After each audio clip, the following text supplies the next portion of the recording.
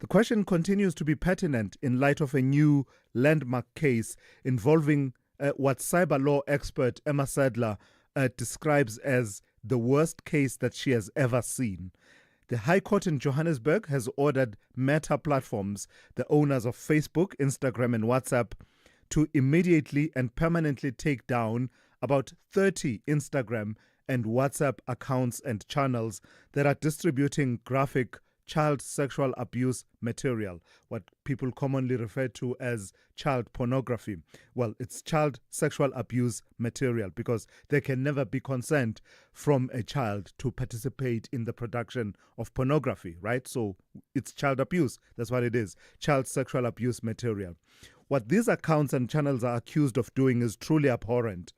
From sharing explicit content involving minors to distributing defamatory personal information, including names of school children, schools, claims about HIV status and STIs, and as if it can get any worse than that, the exploitation of children is said to have been taken to the full extent, with the accounts said to have also encouraged users to submit more content along this vein in the so-called leaks. But the court has now ordered a stop to all of that and wants Meta Platforms to also disclose to officials and investigators the names of those behind those accounts. So Emma Sadler will talk to me about this case at about 8:20. If you listened to the show yesterday, you will have heard a conversation with the Table Mountain conservation activist, Blake Dyerson, talking about growing calls from a coalition of citizens, outdoor groups and conservation advocates for urgent intervention to restore and protect Table Mountain National Park. So the movement is gaining momentum with nearly 4,000 signatures garnered on the petition platform change.org. Among some of what you will have heard in that conversation is the allegation that SAPS, who manage Table Mountain National Park, that they are underinvesting in crime prevention as well as the infrastructure on Table Mountain, with the result that, according to Dyerson, we are likely headed for the worst year in recent times for crime incidents on Table Mountain. So Table Mountain National Park will come on the platform, will come on the channel on these allegations and actually give us their side of the story. That conversation coming up at about 8:45 this morning. We have all of your essential and regular updates locked and loaded once again this morning. And Musa has your hourly and half-hourly news updates. Rob Byrne with your traffic updates every 15 minutes or so. Zaikan is coming up shortly. Dowling Lechela with your business, economics, and market updates, as well as Raz Sipomantula with your Africa update at about 7:20. You are a part of the conversation, so do give me a call throughout the 3 hours and let's talk. The number to dial is 086 000 2032. Please send me WhatsApp voice notes to 061 410 4107. On social media, we are at SAFM Radio on X. We are SAFM Radio on Facebook and Instagram. And as always, we are live on our YouTube channel, live as well on Facebook as well as on X. And the channel there on YouTube is SAFM Radio.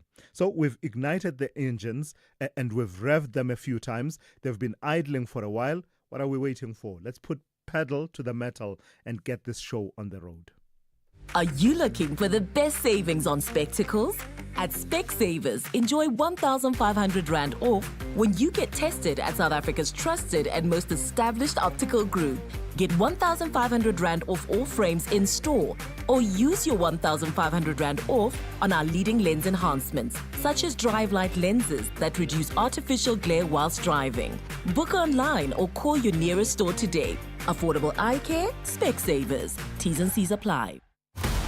Champions need motivation above and beyond winning. South Africa, show your love and support for the WAFCON defending champions by Yana. Witness the CAF Total Energies Women's Africa Cup of Nations Morocco 2024 from 5 to 26 July 2025 on SABC Plus, S3, SABC Sport on DTT Channel 4 and SABC radio stations.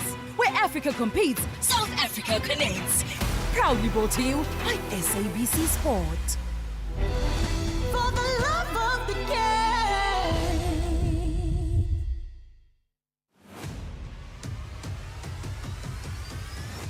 Thulasizwe Simelane is streaming live now on Facebook, YouTube, and X at SAFM Radio.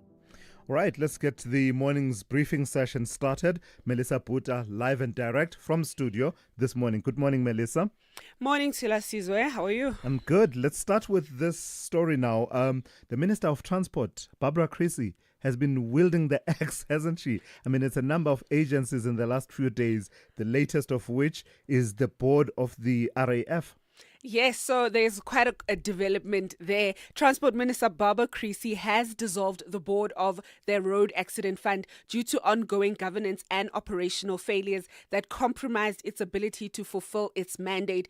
Issues included costly litigation over accounting standards, mishandling of the CEO suspension, rising default judgments, internal divisions, and failure to fill key executive roles. An interim accounting authority will be appointed to prevent a governance vacuum, and a new board will be selected through a transparent process. Creecy has also initiated an expert panel to review RAF operations and requested an expansion of the SIU investigation to cover recent events. Yeah, so an organization in a spot of border as far as governance goes is the Road Accident Fund. Tell me about this protest by Uber drivers to the company's offices in Parktown. So yesterday, Uber drivers protested at the company's Parktown branch in Johannesburg over policy changes that they say have led to earnings deductions of up to 50%. While Uber acknowledged drivers' concerns and emphasized their importance, it did not directly address the policy change allegations. Drivers claim they are not consulted on key decisions and are calling for direct engagement in future policy negotiations. And this story, I started hearing about it a few days ago. It has to do with, I don't know, I could not make heads or tails of it. What are the plans for the city of Joburg around these green spaces and parks around Joburg? So residents and sports clubs in Johannesburg are outraged as the city begins reviewing leases and reclassifying public recreational spaces to boost their revenue. Managed by the Johannesburg Property Company, sites like Mark Parks, Culinary Country Club and the Emerentia Botanical Gardens are under scrutiny, sparking fears of possible development or sale. JPC insists no final decisions have been made and promises a public participation process. Critics argue, however, that the move threatens vital community green spaces and public assets, while city officials maintain it aligns with legislation and seeks fairer, modernized land use agreements in the city.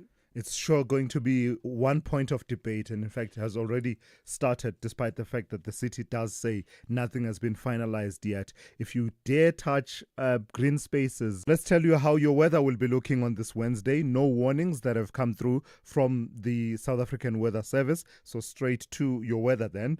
Pretoria will be fine with a minimum of 7 and a maximum of 22. Johannesburg to 23, Mahikeng fine 7 to 23. Bloemfontein will be partly cloudy, becoming fine and windy, 6 to 22. Kimberley, fine and windy, 3 to 24. Uppington will be fine and windy with a minimum of 4 and a maximum of 26. Cape Town will be partly cloudy with a chance of rain from late evening, 11 to 17. George will be fine with a minimum of 8 and a maximum of 19. Gqeberha, fine, 5 to 20. East London, partly cloudy, 10 to 20. Durban will be partly cloudy, becoming fine, 16 to 23.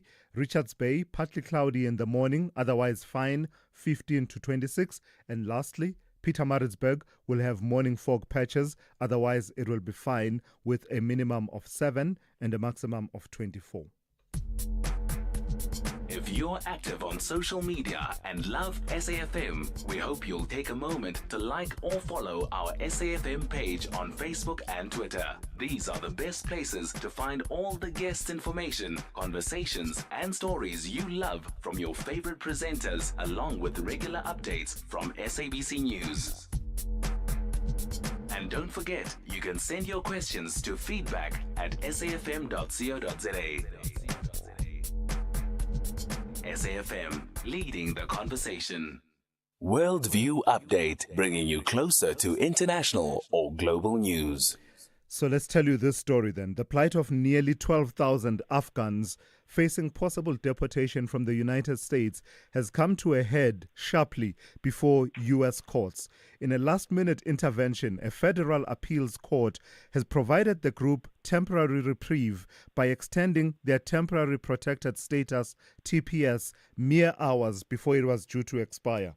The status, known as TPS, provides legal protection for thousands of Afghans and other nationals living and working in the United States. But in the case of the Afghans, many of them had either fought side by side with or supported the U.S. in its war against the Taliban in the early 2000s. But now the Trump administration wants to revoke that status, claiming that conditions in Afghanistan have improved despite the Taliban's return to power in 2021. Let's speak to Anthony van Nieuwkerk, who is a professor of international and diplomacy studies at the Thabo Mbeki African School of Public and International Affairs. Good morning to you, Prof. Thank you for your time once again.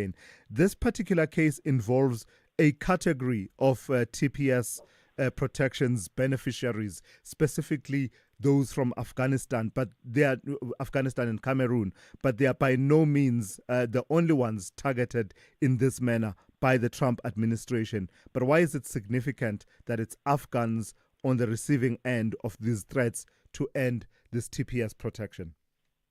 Yes, good morning, Thulas. There are actually two stories here. It's not only the Americans, but the British too, who are doing this. And just to refresh the listeners' memory, they will remember that that the Americans, or NATO rather, invaded Afghanistan after 9/11. After the Afghan government or the Taliban refused to hand over Osama bin Laden, and Operation Enduring Freedom, I think it was called, saw these Americans and British and European troops stay in Afghanistan for about 20 years. Remember the scenes of chaos after the Americans had to leave in haste at the airport. They left behind, NATO left behind thousands of Afghans who thought it wise to collaborate with NATO and in support of this particular mission. And it happens in war that when a country is invaded, locals participate. Drivers, translators, cleaners, even soldiers. And there's a category that's very sensitive. Special forces were put together involving Afghans. Now, when NATO left, these people were left behind, and they feared their lives because the Taliban took over, and they feared reprisals. And so many of them have found their way back to America and back to the UK and back to Europe. That's why often you see many Afghans doing similar work in these new countries, these new adopted countries, drivers, translators, and so on and so forth. But the Trump administration and the British government have turned against them in a manner of speaking. They don't want to relocate them, and they don't want to pay the exorbitant costs of resettling not only those individuals, but their entire families. And so the Trump administration has decided to put an end to this. And it has emerged in the British media and in the courts that a similar process was also put by accidentally revealing the names of a data set of names of Afghans who wanted to return to Britain, and in fact who found their way, but many were left behind as well. So there are national security issues around what the Americans and the British want to do with these Afghans who are now between heaven and hell. Sure. It's quite a scary prospect, is it not? Especially considering what's happening in Afghanistan now at the moment, the governance by the Taliban and its implications for specifically women in that country, and how the laws are applied in Afghanistan as they relate to freedoms and liberties of women. Yeah, no, indeed. So there's no obvious evidence that we know of that shows that the Taliban is hunting down these former, what do we call them, collaborators or participants in Operation Enduring Freedom. But the danger is there, of course, because I think the Taliban is an extreme form of government. They're no friends of the Americans and the British or the Europeans. Despite, in today's volatile international climate, you see alliances being made between friends and foes that you could have imagined earlier. But you make a very good point. The kind of government that we find in Afghanistan today runs counter the values and principles that the Americans and the Europeans or the West stands for. So I don't see any easy alliance anytime soon. So the fear of reprisals, I think, remains on the books. And I don't think the NATO can run away from its obligation. Let's call it a moral obligation to look after those that they willingly involved in their war, for selfish reasons in Afghanistan. Yeah, let's see how it all unfolds. Thank you for your time and your insights this morning. That's Professor Anthony van Nieuwkerk, who is a professor of international and diplomacy studies at the Thabo Mbeki African School of Public and International Affairs. This is SAFM Sport with Zai Khan. Good morning to you, Zai. So Captain Siya Kolisi is back. The boss is back. Look who's back.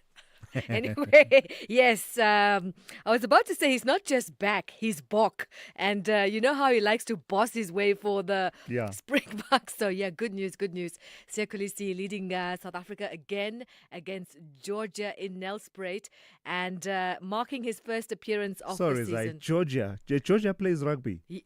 They're okay, then. All right. They are rising slowly. Mm-hmm. But we've also got coach Rassie Erasmus knowing that his squad will rise to the occasion come this Saturday. He's also happy Captain Kolisi is back. It's always nice to have him back. He's our captain. Although we get guys like Jesse learning a little bit, Damian Delenda is vice captain this weekend. So we're growing also the experience of how to lead the team and what you expect from when you're not the leader. Because you've felt it now with Jesse, Dukes will feel it now. We're really trying to mix it up.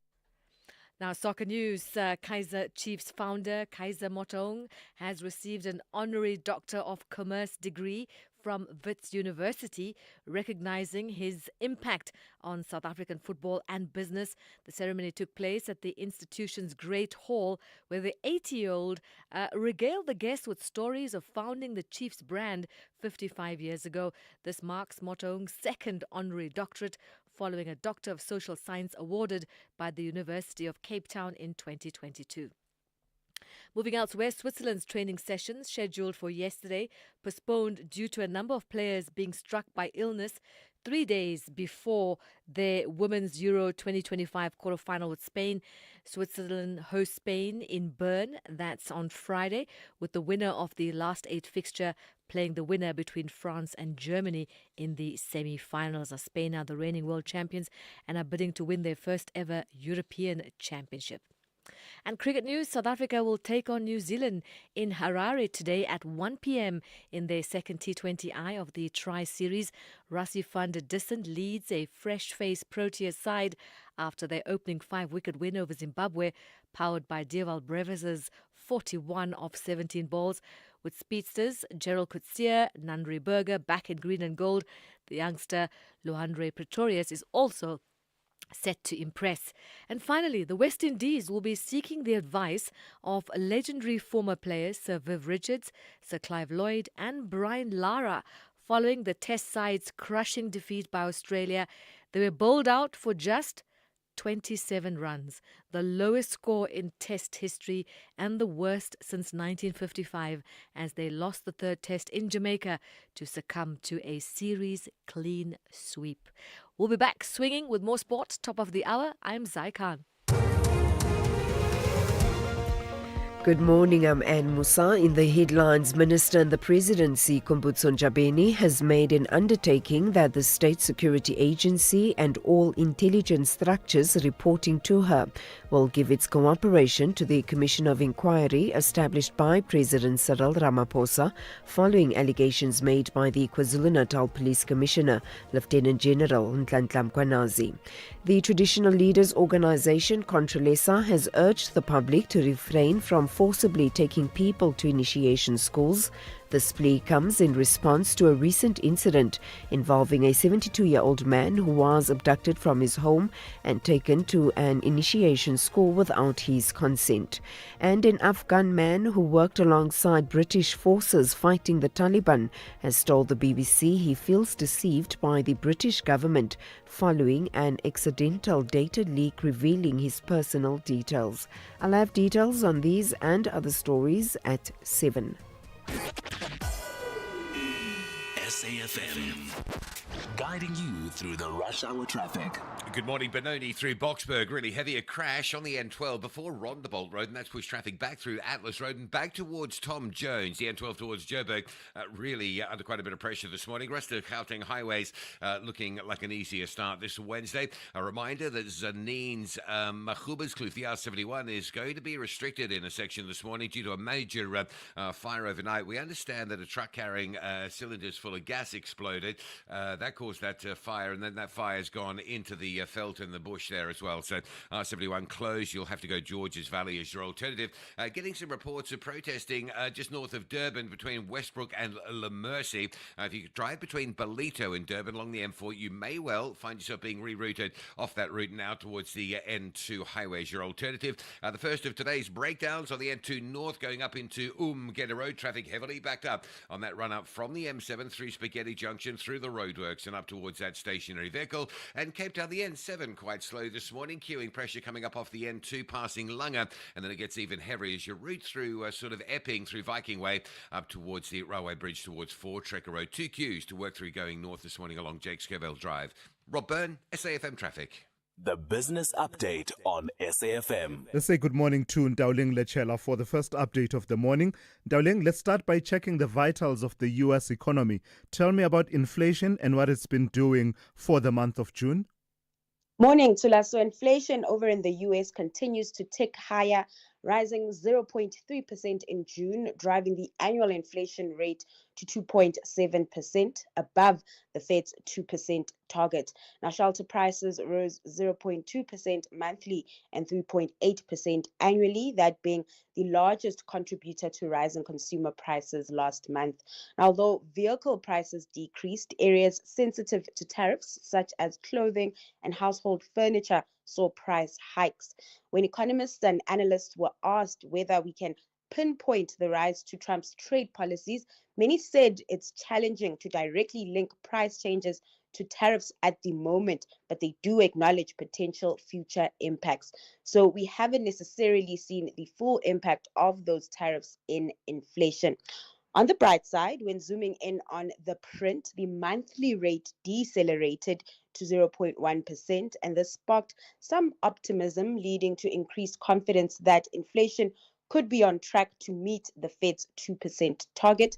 This report supports the view that a rate cut might occur in September. The jury, however, is out on that, with the Fed being data dependent, and while there's a slight decline, policymakers will probably wait for a downward trend, so a couple of months of declines before adjusting policy. And we know who will be watching that very closely because it's part of his key messaging about keeping inflation down, making sure that Americans are able to afford the basics, day-to-day basics. That's right, Tula. Yeah, sorry, Ndauling. Let's talk more about the U.S. economy. Tell me about what the banks in that country are doing in as far as earnings go. So U.S. earnings season kicked off yesterday with major banks out with second quarter earnings. And zooming in on JP Morgan Chase and Citigroup, both lenders delivered stronger than expected quarterly results. The banks say the upbeat performance was driven by the resilience of the American economy and businesses adapting to uncertainty surrounding tariffs. Now, despite potential risks, executives believe U.S. consumers remain in good shape, with both banks now seeing a lower risk of recession compared to April. JP Morgan Chase reported a 5% increase in net income. The bank's strong performance in asset management fees and trading revenues contributed to its upbeat results. Meanwhile, Citigroup reported a 25% jump in profit and an 8% rise in revenue, boosted by higher markets revenue and investment banking fees. Executives from both banks agree that U.S. consumer spending remains robust, but anticipate some cooling in the second half of 2025 due to tariff effects. So please recap for us market activity at the close yesterday, as well as the kind of tone that has already been set in those markets that have opened. And reflecting on those U.S. markets, stocks mostly in the red, with traders digesting the accelerating inflation print, as well as those banking earnings. The Dow Jones closing almost 1% lower. Meanwhile, the tech-heavy NASDAQ closed in the green, benefiting from gains in NVIDIA. Coming back home, the JSE mostly in positive territory, following an improved showing from the mining sector. The all share up 0.23% in yesterday's session, boosted by an over 0.5% gain from the industrial 25. Not much action taking place in the currency markets, with the rand remaining stable. It's at 17.89 to the dollar this morning. And then over in Asia, markets mixed this morning. Traders on that front digesting the latest trade deal between the US and Indonesia. All right, Ndauling, thank you for that. We'll talk to you in the second hour of the show. Look out for more of Ndauling's insights just after 7:30 here on The Morning Brief. Africa Update on SAFM. Let's say good morning to Raz Sipomantula. Raz, let's start in Nigeria. The late former president, Muhammadu Buhari, has been laid to rest. Refreshing morning to us and Jumbo Africa to the listeners. Indeed, Thulas was laid to rest in his hometown of Daura in the northwestern Nigeria yesterday, where thousands of people lined up in the streets to say goodbye to Muhammadu Buhari, the former general, the former president. Very important to us as we have been dissecting, unmasking the life and the times of Buhari. One of the issues that he has been in office for 8 years to us is that there were issues around his wishes that he wanted to end the Boko Haram extremist violence that was in the northeast, but other people have said he plunged that country into a worse economic crisis. You will recall the 2020 youth protest against the police unit by the human rights groups, Thulas. And that's how you will paint his legacy, but it was a mixed legacy if one looks at what I said yesterday, being called Baba Goes Slow. But at the same time, President Bola Tinubu still have said those words, Thulas. He was a patriot, a soldier, a statesman to the core. And I also touched, you remember Femi Adesina, the presidential aide, where he spoke about Buhari he knew and the issues that his love for the country is what kept him going to last. So yesterday, it was the burial of the former president of Nigeria, Thulas, as we are feeling his legacy and as we were reflecting on the life and times of General Buhari. Tell us a bit about the voting process that has started in Togo. Is it 2 elections, Sipo? Is it just one? Is it municipal as well as general elections coming back to back? Thulas, it is municipal elections, but what happened during the week is that you have what you call the special votes. Okay. And the special votes are with the security cluster. And that's what they have started. And tomorrow, and these elections, Thulas, they were slated on the 10th of July, but they were being postponed with a week. These are very important elections, considering that there's a group of the civil society calling themselves M66 that have called for a protest between today and tomorrow to can boycott these elections. in Togo. So they call it in French, Thulas, election municipale in their language. So these are municipal elections, very important, Thulas. As you know, also South Africa is going for the local government elections in 2026. This is where the power rests, Thulas. I will always say for the national and the province to exist, it comes from the local power. And then tell me what's coming out of Haiti in relation to the United Nations Integrated Office. Tell me about them extending for another 6 months. Thulas, they've extended until the 31st of January 2026. This mission is very important of the UN, as they've been supporting the current government that is going through a lot, Thulas, looking at the gang warfare that has been going on since 2020. The armed gangs have a control over the capital city, Thulas. But this mission, Thulas, it is also about assisting Haitians who are stranded in different countries like the US, Venezuela, Ukraine, Afghanistan, Nepal, Cameroon. So this mission, Thulas, it is not what we knew. As you know, the Kenyans are there also, but that is a stabilizing mission. But this one, it's an integrated office of Haiti where the UN is assisting those Haitians who are stranded outside the island. So this is an important renewal, Thulas, considering how Haiti has gone through a lot with this gang warfare that is going on in Haiti. And yes, Sipho, you and I are pronouncing it correctly. It's Haiti. And in fact, if you were to take it to the extreme, there they say Haiti and they drop the H as opposed to Haiti. It's not Haiti. It's Haiti. Haiti. Haiti. Yeah. Lastly, Sipho, tell me about your historical archive. Take me back to the 16th of July, 1963. What happened? Thulas, I have to take you back 62 years ago. This is a cultural ambassador that I hold with high regard. And as the university also, at UNISA, we have a cultural program of Dr. Miriam Makeba, who appeared before the special committee on this day that was dealing with policies of apartheid, of the then apartheid South Africa, Thulas, when he appeared as a petitioner. And he was just coming back from Addis Ababa in May 1963, going to the UN to go and plead, Thulas, with the UN. And she was only 29 years old, if you could recall, Thulas, going to talk about the apartheid system and sharing her living experience and talking to 11 delegates who were part of that committee, raising the issues of opening the doors of all prisons and concentration camps, talking about the killing of women and children and who are also in jail. This was a very seminal speech to us before the United Nations. She appeared twice, 1963, 1964. People like Dumaganoke, people like Kosisile, many people who were in the ANC, they were able to assist her to pen this speech down to us, and you will recall those voices. She was speaking with a small voice, to us, because we call it the first part voice that Mazi was able to bring before the United Nations. Talking about the food government that has created a huge prison in this country. So this is a very important speech to us that I think the listeners and the young people, they will recall that Miriam was not a diplomat, he was not a politician, he was just opposing apartheid system and also was for the young people of this continent.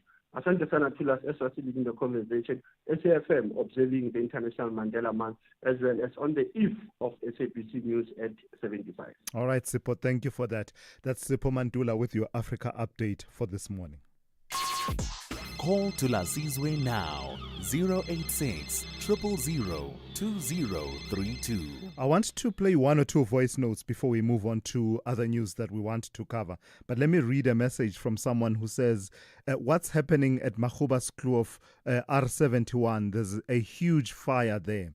Well, Rob Byrne mentioned it in the traffic, and I must confess, I did hear that he was talking about Mahubas Kloof near Tsanin, but I didn't hear the detail. I think he talked about restrictions of some sort that are taking place there. So it may be linked to that, but Rob will actually track what you are saying about the huge fire that you're saying is playing itself out on the R71 in Mahubas Kloof. So do look out for more updates from Rob Byrne on that particular situation. Let's take one or two of your voice notes now, starting with what we covered in the international update a few minutes ago. Thulas, those Afrikaners who went to America, they must not unpack their suitcases, because any time it will be China, it will be out of United States. See what is happening to the people from Afghanistan. They were given a plane to transport them from Afghanistan to America. Safe. What's happening today? Those 41 illiterate Afrikaners, they must watch Trump. That's the United States. I'm Norman from Brixton. All right, Norman, thank you for that. I don't think anyone will quibble with what you are saying. Specifically, the character of the current administration, that policy changes in the blink of an eye. What was yesterday is not necessarily what it is today.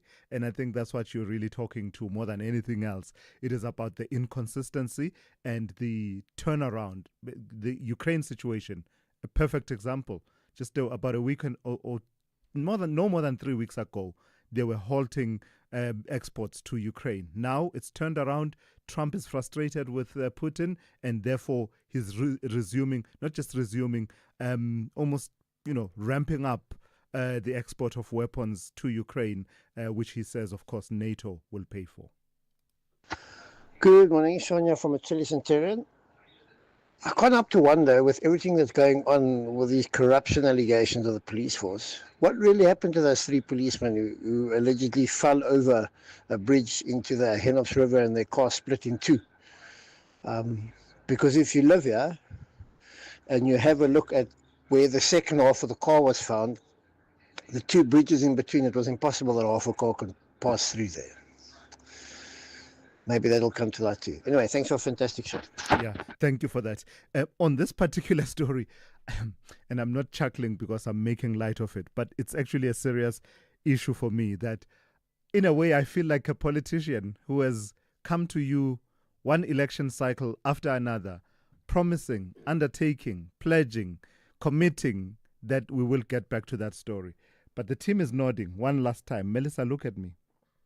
Melissa, look up from your screen. You heard what Sean in Centurion is saying. Tomorrow or the day after, we absolutely have to finally deliver on, quote unquote, our electoral promise of a better life for all.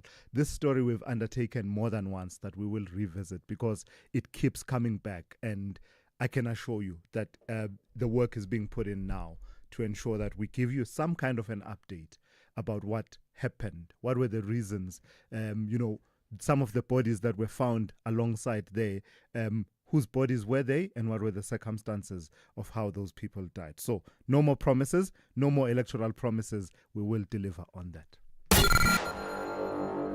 The Morning Brief with Thulasizwe Simelane. All right, let's move on to this now. A serious dispute has erupted between civil society organization Black Sash and the South African Social Security Agency, that is Sassa, over what Black Sash calls an unfair and opaque review process that could see over 200,000 social grant recipients lose access to vital support. The controversy stems from Sassa's ongoing review efforts to ensure compliance with legal income disclosure requirements, efforts that have drawn criticism for lacking transparency, fairness and accessibility, especially for South Africa's most vulnerable populations. Let's speak to Thandi Hankerman, who is Black Sash Western Cape Regional Manager. Good morning to you, Thandi, and thank you for your time. What about the process that Sassa is undertaking do you find disconcerting or uncomfortable? Good morning, Thulasizwe, to you and your listeners, and thank you so much for having me. Thulasizwe, in short, we are witnessing a social protection system in crisis. We have conducted nationwide monitoring over the last 2 months, assessing the situation on the ground, and what we can confirm is there is widespread chaos. We have witnessed and observed and documented thousands of beneficiaries across the board not being able to access their grants. We are seeing that this is a very big shock to them on the day that they go to retrieve their grant, finding out that they don't have the money in their account because they've been selected to undergo the so-called verification process. And of course, that just has a knock-on effect for that beneficiary.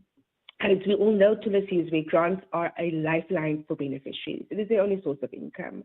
And so beneficiaries in panic go to their nearest Sassa office. And of course, we know in our rural areas, that could be a couple of 100 kilometers away.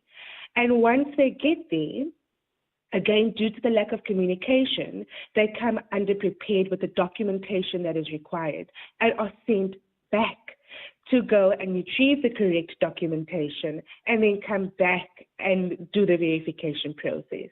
I mean, that's just a baseline of the issues that we are seeing.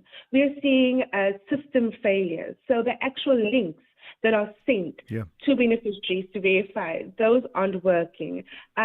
People are queuing up. Thulasizwe, we had people during this week that were there the night before and sleeping over at Sassa offices to undergo this verification process. So in short, we are seeing a myriad of extreme human rights violations on the ground. Do you have any sympathy for the reasons why this review is being undertaken? Sassa saying that it is a requirement, it's a legal obligation in terms of the Social Assistance Act that, beneficiaries must report any changes in income or personal circumstances, and they are saying that many beneficiaries simply don't do this, with the result that some beneficiaries now actually have some kind of an income but continue to receive social grants, so therefore they need to undertake this. Sure, so two things. I want to be very clear that as Black Sash, we do not oppose fair and lawful grant reviews. We do understand that SAPS has a legal obligation to ensure the integrity of the social assistance system, and also in terms of the Social Assistance Act, conduct reviews. However, a review process that results in confusion and exclusion and hunger without due process is not a review.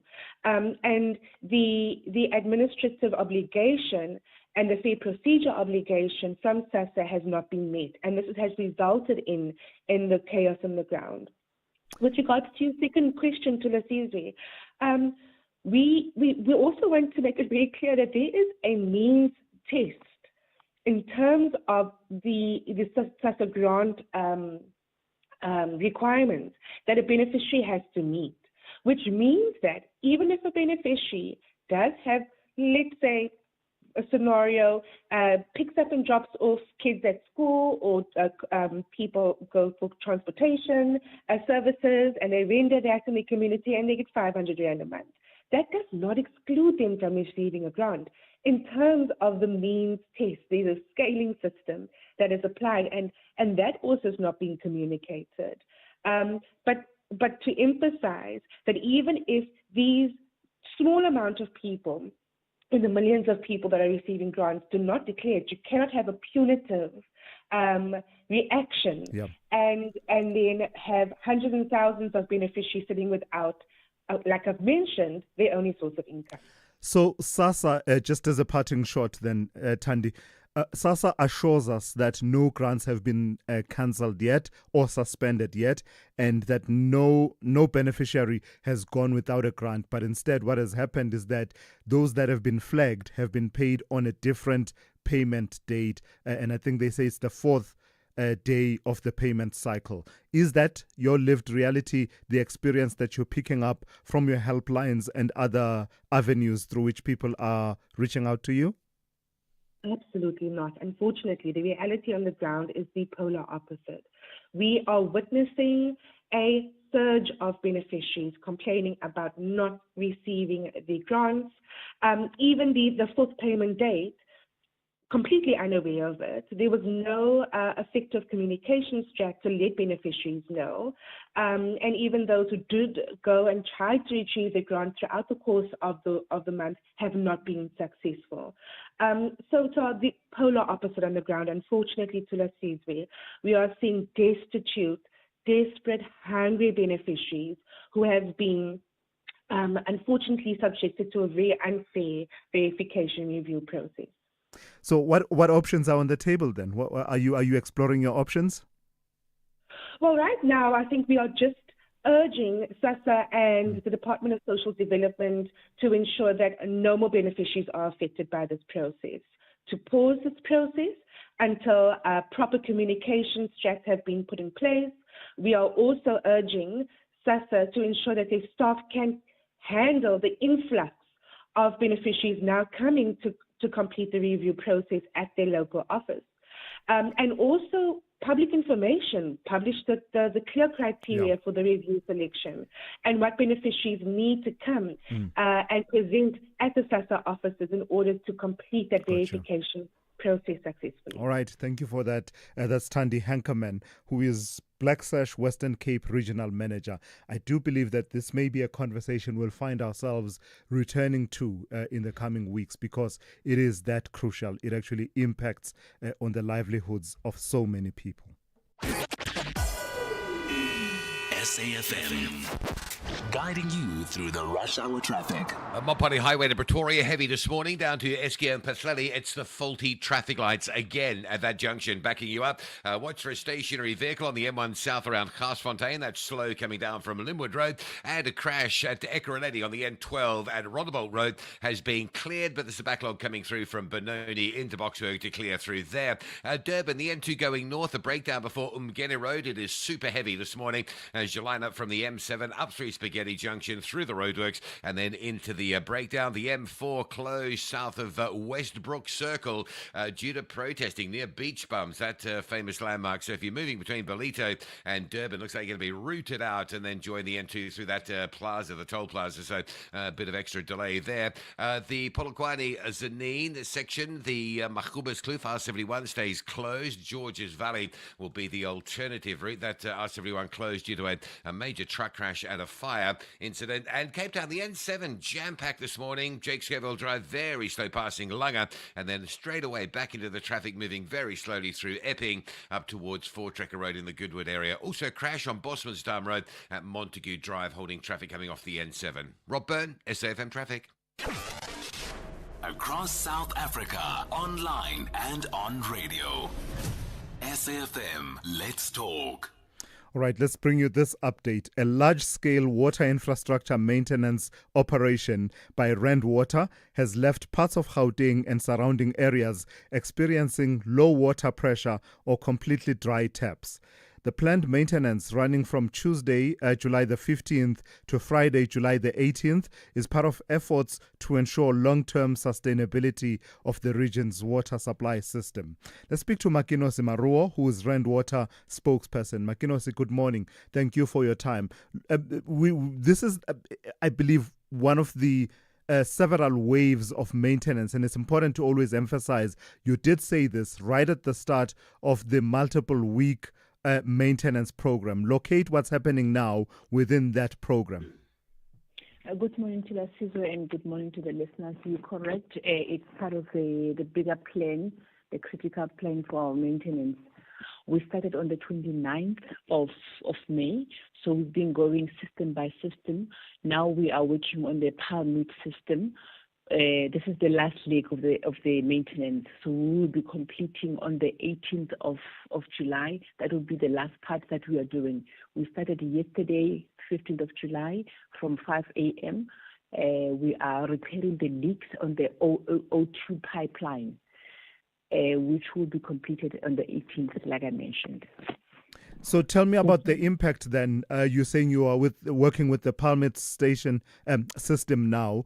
What's the impact that residents are feeling?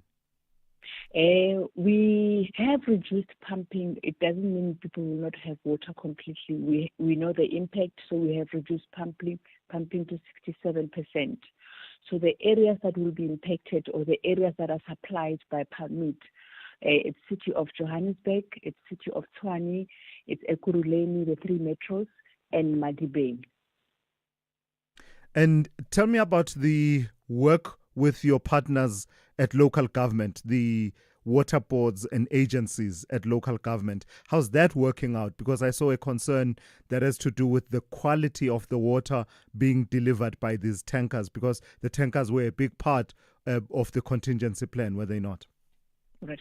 We do have a relationship, especially with municipalities, and have agreement with them that they will supply water when we are not able to supply water, seeing that we are doing maintenance. The agreement is it should be potable, drinkable water that they are supplying to the residents. So we will have a meeting every morning. Actually, we have a meeting with them from 8 o'clock to 9 o'clock, just to go through the hurdles, the challenges, what is working, what is not working. This will also be brought to their attention, the technical team, to ensure that we supply drinkable water to the residents. But the agreement is there. We are part of the Intergovernmental Forum, so we are working together. Lastly, Makinosi, are you not slightly behind in terms of the schedule from the 29th of May? If I recall correctly, you were meant to be concluding mid-July, were you not? No. We have been moving area by area to ensure that each system recovers. So we are on schedule. Okay. We will be completing on Friday, and we are saying, obviously, we need to give the system time to recover. Then the system will be up and running. It will be pumping at full capacity. But the work will conclude on Friday, this Friday, and then it's about the recovery of the system. Absolutely. All right, gotcha. Thank you for that.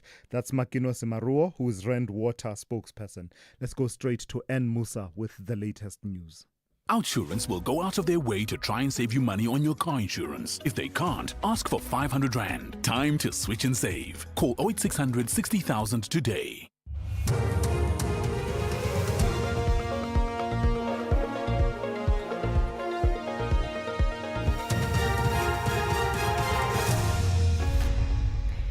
In our top stories, intelligence structures cooperation in inquiry established by President Ramaphosa, and Afghan man feels betrayed by shocking UK data leak. Good morning. Minister in the Presidency, Kumbutso Ntshabeni, has made an undertaking that the State Security Agency and all intelligence structures reporting to her will give its cooperation to the Commission of Inquiry established by President Cyril Ramaphosa, following allegations made by the KwaZulu-Natal Police Commissioner, Lieutenant General Nhlanhla Mkhwanazi, regarding serious safety and security concerns, which among other things implicated Police Minister Senzo Mchunu. Mchunu has been placed on special leave. She delivered her department's budget vote in the National Assembly yesterday. And as I table this vote, we want to commit that SSA and all the national intelligence structures that I'm responsible for will avail ourselves to the Judge Matlanga Commission of Inquiry as announced by the President. President Ramaphosa has appointed Mineral and Petroleum Resources Minister Gwede Mantashe as Acting Minister of Police until Professor Feroz Kachalia assumes the position from the 1st of next month. Presidency spokesperson Vincent Magwenya says Mantashe will still retain his responsibilities as Minister of Mineral and Petroleum Resources. Meanwhile, Deputy Police Commissioner for Crime Detection, Lieutenant General Shedrick Sibeya, says he's ready to defend his dignity before the Judicial Commission of Inquiry. Sibeya has been asked to take leave of absence following allegations made by Mkhwanazi regarding his conduct. He says the police service has been put to test. These other investigations, clandestine investigations, kangaroo disciplinary proceedings, I'm worried about. But be that as it may, the law is on my side, and I will be ready to attend to this matter. I've got a legal team that is supporting me, but I want to say it is my prayer, it is my wish that all of us, including the National Commissioner, including everybody who is involved, to allow the process as pronounced by the President to take its natural course. The Traditional Leaders Organisation, Controlesa, has urged the public to refrain from forcibly taking people to initiation schools. This plea comes in response to a recent incident involving a 72-year-old man who was abducted from his home and taken to an initiation school without his consent in Limpopo. 3 suspects have been arrested in connection with the case and were released on bail after a court appearance. Controlesa President Hoshima Tupa says those responsible for such actions should face prosecution. I am so angry that after people were told not to do this, they are doing it. As Controlesa, we are saying the law must take its course, and we're going to make sure that we are friends of the courts in making sure that those perpetrators are dealt with severely. Because this is not our culture. This is abduction. It's no more initiation practice. The Gauteng Education Department says there is some truth to reports that 11-year-old Jaden Lee Meek had previously reported abuse to his school before his death. The department dispatched officials to Royal College in Florida, west of Johannesburg, to establish facts regarding these allegations. The learner was last seen on the 13th of May when he was dropped off at his family's apartment complex in Vleehof by a Scholar Transport. His badly bruised body was found the next day outside the flat by one of the residents. On Monday, Jaden's mother, Tiffany Meek, appeared in court charged with her son's murder. Gauteng Education spokesperson Steve Mabona says the investigation is ongoing. Those schools are closed, but the management agreed that they will be opening their doors for us and for our officials. So this is going to continue, and as soon as the investigation is done, we will then be provided with a report which will probably include recommendations and on the way forward. And we had to request some of them to come back from leave. As you know, that our officials, when schools close, they also want to close. Look, by next week we should have a report. And finally, an Afghan man who worked alongside British forces fighting the Taliban has told the BBC he feels deceived by the British government following an accidental data leak revealing his personal details. He's among almost 20,000 Afghans whose names and other details, including their locations, were leaked in a major breach 3 years ago. He says he's worried the Taliban could now identify and find him. The list had everything about me. It means whoever has that information now can find and track my brothers who still live there. I don't know if people have that information who are here in the UK. They can identify me. They can find me. Very, very distressing and worrisome. Recapping the top story, Minister in the Presidency, Kumbutso Ntshabeni, has made an undertaking that the State Security Agency and all intelligence structures reporting to her will give its cooperation to the Commission of Inquiry established by President Cyril Ramaphosa following allegations made by the KwaZulu-Natal Police Commissioner, Lieutenant General Nhlanhla Mkhwanazi. For SAFM News, I am Anne Musa. Outsurance will go out of their way to try and save you money on your car insurance. If they can't, ask for 500 Rand. Visit outsurance.co.za today. You always get something out. With all the recent headlines, it's time for some good news. A 25-year-old man, Tyler, is smiling all the way to the bank. He switched to Outsurance and now saves a whopping 718 Rand a month on the insurance for his 2021 Ford Figo 1.5. Get a quote today and see how much Outsurance could save you on your car insurance. Call 0800 60,000 or visit outsurance.co.za. Licensed insurer and FSP. T's, C's and information online. It's a very good morning to you in your SFM Sports headlines. It's cricket action. The Proteas, well, they are ready for a Black Caps clash in Harare. It's a T20 showdown today. And we've got rugby. The Springboks are eyeing dominance with Captain Siya Kolisi's comeback a big boost. Details just before 7:30. SAFM, guiding you through the rush hour traffic. Good morning, Pretoria. First up, no traffic lights. Mighty Mopani Highway at Eskia and Pathlali. It's heavy as you come down from Theo Martins this morning on that R80. The earlier crash coming out of Benoni through Boksburg on the N12 at Rondebolt Road has been cleared. There is a backlog to move through there.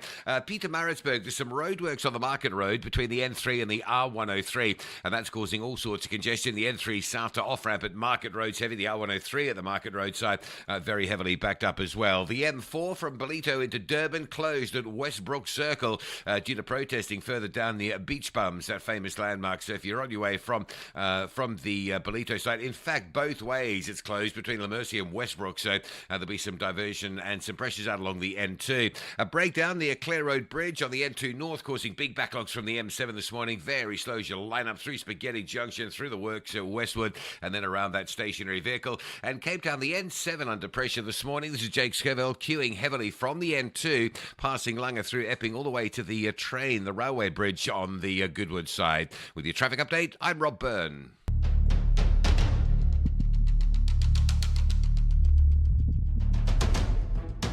The Morning Brief with Thulasizwe Simelane.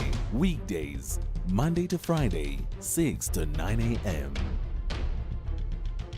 The Morning Brief with Thulasizwe Simelane. Weekdays, Monday to Friday, 6 to 9 a.m. It is coming up to 10 minutes after 7 on this Wednesday. It's great to be in your company this morning. This is the Morning Brief on SAFM 104 to 107. I'm Thulasizwe Simelane. Here's some of what we will tell you in this hour. We'll talk a bit more about this musical chairs, right, that we are saying is happening in the top echelons of the police's operational and political leadership. As I told you earlier on, in the latest edition and iteration of that game of musical chairs, it's Senzo Mchunu out on the bench, as you know. In comes Gwede Mantashe, who will also be out in no more than 2 weeks when Professor Firoz Kachalia will be going in. At an operational level, it's Deputy National Commissioner Shadrach Sibiya out amid a growing protest movement in support of Lieutenant General Nhlanhla Mkhwanazi. You saw a march taking place in Durban yesterday. So we will focus on that story in this half hour. We'll speak firstly to Chad Thomas, who is a crime expert as well as the director of IRS investigations, and then follow that through with a conversation with Vincent Mdunge, who was one of the organizers of the hashtag Hands Off Mkhwanazi march that took place in Durban yesterday. So that's how this half hour will be looking. Then a bit later on in the hour, at about 10 to 8 or thereabouts, we will return to a story that we've consistently followed here on the show, the story around foot and mouth disease and the efforts by government and other stakeholders to try and contain the outbreak. It's more pronounced in provinces like KwaZulu-Natal, but now we're starting to see reports of outbreaks in the Free State. This amid recent promising developments where we were told that, it had been contained, the outbreak had been contained in Limpopo, and there's a massive vaccination process. But, it seems to be a bit of a moving target, and we'll get the authoritative view from the Deputy Director General for Agricultural Production, Biosecurity and Natural Resource Management at the Department of Agriculture. That's Dipepe Neneng Serache, who will talk to us, of course, once again, just giving us a sense of where that fight stands as far as foot and mouth disease is concerned. Please do give me a call. Let's engage. Let's talk. The number to dial is 086 000 2032, and I'll also take your WhatsApp voice notes on 061 410 4107. Let's get the second hour of the Wednesday edition of the Morning Brief underway. This July, journey beyond the horizon with Chasing the Sun. 5 mesmerizing episodes every Sunday at 7:30 on SABC2 from 13 July to 10 August.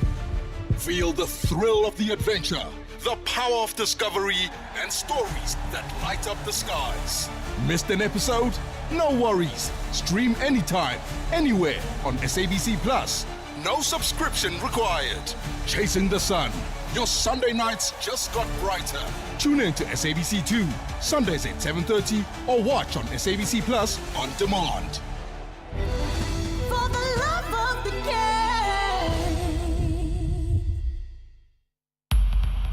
Thulasizwe Simelane on The Morning Brief. Weekdays, Monday to Friday, 6 to 9 a.m. So let's start this hour with this story. Serious ructions continue to plague the South African Police Service, the SAPS, and its operational and political leadership.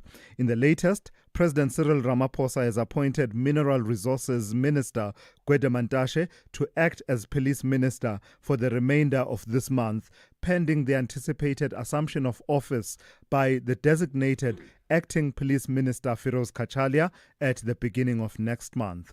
Mantashe's appointment came hours after it was revealed that National Police Commissioner Fani Masemola has placed Deputy National Commissioner for Crime Detection, Shadrack Sibiya, on leave of absence. This as serious allegations made by KwaZulu-Natal Police Commissioner Lieutenant General Nhlanhla Mkhwanazi against Sibiya are being investigated. Let's get the first take of Chad Thomas, who is a crime expert as well as Director of IRS Investigations. Good morning to you, Chad, and thank you for your time. Knowing what we know about the structure and the operational workings of the SAPS, does it matter who leads it at a political level with the coming in of Minister Gwede Mantashe, which is also said to be short-term because, we know that the president awaits the availability of Professor Feroz Kachalia to also come in at an acting capacity. So all this acting, does it matter? Does it have any implications for the operational efficiency of the SAPS? Thulasizwe, good morning to you and good morning to the listeners. The caretaker role that Gwede Mantashe is going to be playing for the next 2 weeks will hopefully not have any ramifications within the leadership of the South African Police Service. It's merely a caretaker role so that there's somebody there that's accountable. And like I said, there's hopefully not much that he could do within those 2 weeks to make an already bad situation even worse. With Feroz Kachalia, it's going to be a very interesting dynamic. He is a legal professional. He was the MEC for Safety and Security for Gauteng, so he comes with experiences of having dealt with the South African police leadership at senior level, provincial level, as well as with metro policing and traffic policing at a very senior level. And of course, he is a person that has been in leadership capacity for a very long time. So he could bring a breath of fresh air, so to say, into the policing structures. I must just say, before we go to the next question, that I'm incredibly disappointed in the allegations against Senzo Mchunu. I've spoken so very highly about him the last year that he's been in office, and I really thought he was a very victim-centric individual that was bringing about changes. He was the first to launch an anti-crime summit to bring together all the role players. Yeah. So I sincerely hope that a lot of what we've heard is proven to be more allegation than truth. But of course, these allegations have to be interrogated, and I agree with the president in respect of placing people on either precautionary leave or suspension or asking them to step down while these allegations are interrogated. Yeah. Let's talk about the operational leadership changes that we are seeing. The National Commissioner, Fanima Simola, asking the Deputy National Commissioner for Crime Detection, Shadrack Sibiya, to go on leave of absence. Nothing is being said at this point about whether Lieutenant General Nhlanhla Mkhwanazi will be asked to do exactly the same. How difficult is it, an environment, to be conducting investigations and taking necessary decisions while there's so much public scrutiny, public interest, a vested interest in all of these decisions? It's extremely important. Sibiya comes with a wealth of experience. He left the private sector to join the Scorpions, and the Scorpions were still founded. He worked his way up the ranks in the Scorpions. When the Scorpions were disbanded, he joined the Hawks. He had a controversial tenure at the Hawks, and while head of the Hawks at Gauteng, he left. He was then appointed by the DA-led Metro of Johannesburg to head up the Group Forensic and Investigation Services of the City of Johannesburg, where, again, quite controversial. And he then went back into SAPS at the rank of Lieutenant General in a very senior post. He heads up national detection, which includes organized crime. He's also the Deputy National Commissioner along with Lieutenant General Mosekile. And like I said, a career investigator, somebody with sterling credentials. He's also an advocate to boot. So again, extremely disappointed in the allegations. We really hope that these allegations aren't as serious as that they're made out to be, because of course it will lead us to a position where South Africans become even more despondent. But it's critical to immediately fill his post, because as National Head of Detection and heading up various serious specialized units that are there to conduct investigation into organized crime and other serious crimes, we need that role to be filled. So we hope that the right appointment is made. And to your point about Mkhwanazi, he has a lot more popularity than other leadership within the police. So if Kachalia, who's already expressed concerns about the manner in which Mkhwanazi came out and made these explosive allegations. Yeah. And again, what protocols was he meant to follow? This was an outing and a reckoning that was needed. So I stand behind Mkhwanazi for doing that. But whether or not he's also suspended pending this massive investigation as well as this inquiry will be the decision of the National Commissioner in consultation. Note what I say, in consultation with the minister. The decision still rests with Masemola. All right. Lastly then, Chad, you spoke about how you had high hopes for Minister Senzo Mchunu and you were starting to see certain positive signals in terms of his approach to the whole fight against crime, and at least at a policy and a policy guidance level. With a minister coming in an acting capacity, unlikely to be there for less than, at least 6 to 9 months, Firoz Kachalia, can that momentum you are talking about, those glimmers and glimpses of the right kind of thinking as far as policy goes, can that be maintained, or will Kachalia himself have his own positive ideas that are not necessarily in line with what you were saying was starting to show promise? I have a lot of hope that the momentum continues. We have seen a slight decline in certain serious crimes since the minister took office. The minister took us into our confidence. He wasn't like the previous minister who looked for sound bites and was all about the visuals. He came across, like I said earlier, as extremely victim-centric, and he spoke to people directly about the seriousness of crime. I sincerely hope that this attitude within SAPS continues and that this outing and reckoning of sorts that Mkhwanazi has created has positive effects in the long term, because the people that suffer the most as a result of this isn't the leadership of the South African Police Service, but rather the citizenry of this land. All right, thank you for your time and your insights this morning. That's Chad Thomas, who is crime expert as well as director of IRS investigations. In the next few minutes, I'll be in conversation with Vincent Mdunge, who was one of the organizers of the march under the hashtag Hands Off Mkhwanazi. That coming up in a moment. 2022 WAFCON finalists, the Atlas Lionesses are breathing with extra confidence to get to this year's semi-final, while the female Eagles want to steal the moment of joy from the Moroccans. This is the quarter-final showdown of the Total Energies Women's Africa Cup of Nations Morocco 2024. Morocco takes on Mali this Friday, 18 July at 8:30 p.m. Streaming live on SABC Plus and SABC Sport on DTT Channel 4, then on SABC 3 at 9 p.m. Where Africa competes, South Africa connects. Proudly brought to you by SABC Sport. For the love of the game. SABC Sport brings you Chasing the Sun, a powerful 5-part documentary series about the Springboks, telling the rousing tale of their path to redemption and ultimate World Cup glory in 2019. Starting on the 13th of July at 7:30 p.m. on SABC2, tune in every Sunday for the highs, the heartache, the heroics that made rugby history. Stream each chapter on SABC Plus anytime, anywhere. No subscription needed. Don't miss Chasing the Sun this Sunday at 7:30 p.m. on SABC2. Be there when history shines. Stay on top of all meaningful, top trending stories right here on SAFM. Leading the conversation.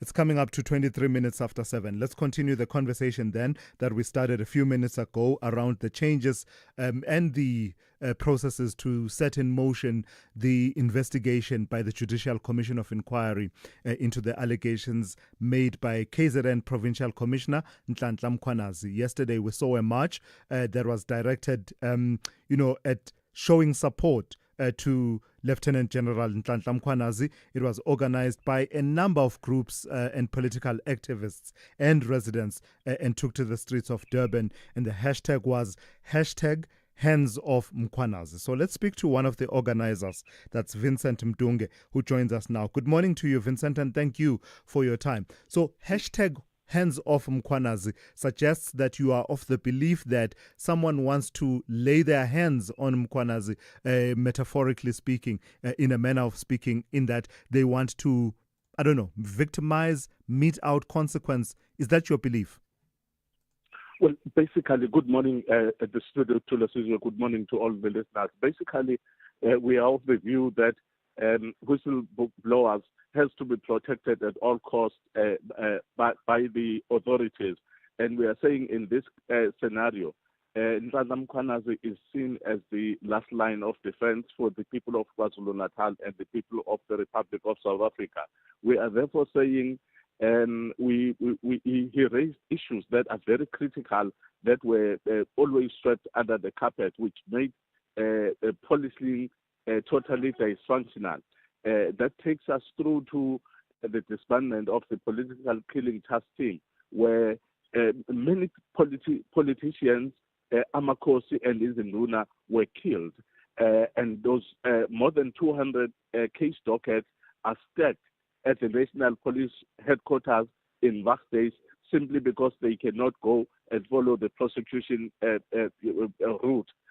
And we are saying the presidency, by the mere establishment of the Commission of Inquiry, is really undermining the people of South Africa and the people of KwaZulu-Natal, in the sense that we have seen such commissions in a number of times, where Judge Sandile Ngobo was appointed to do the Palapala crisis investigation. He came up with a very stunning report suggesting that the state president of the Republic has some issues to answer to.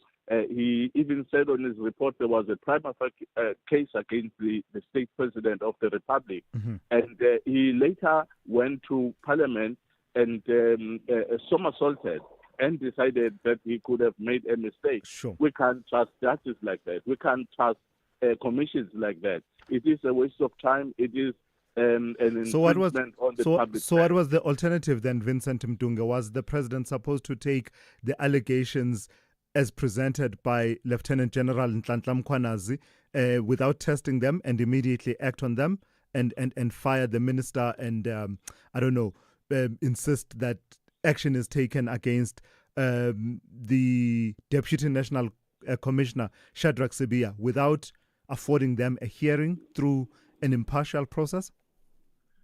We are not suggesting that, Thulasizwe and the listeners. We are saying that there are criminal cases that have been opened in different police stations, which is a normal trend for all the citizens.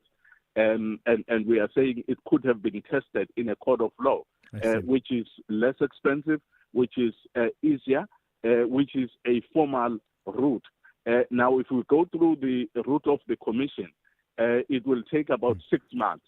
Imagine the tax money that go into that. And there may possibly be requests for even additional time. The timeline ranges from between 6 months to a year. Sorry, Vincent. So should General Nhlanhla Mkhwanazi himself not go on and later charge then? Well, he did open a criminal charge against those that are implicated. And we are saying we have the NPA, we have the SAPS, arrest those that are implicated, let them go to a court of law and give a full account. Yeah. Why a commission instead of the normal justice system process? Yeah. Lastly, Vincent, there's been no indication that any action will be taken against him, Lieutenant General Nhlanhla Mkhwanazi, that is. And in fact, the National Police Commissioner Fani Masemola a few days ago saying that there will be no persecution of Mkhwanazi from his side. But what will be your attitude if in the coming days the commissioner looks at the conduct of General Mkhwanazi and thinks there's something problematic about the manner in which he went out in public and in terms of the prescripts of SAPS, disciplinary policy, etc., or deciding that for the sake of this investigation and to ensure that there's no possibility of interference of one way or another, it's better for him to go on leave of absence. What will be your attitude then? Well, that remains the administrative prerogative of the National Commissioner to make such a decision.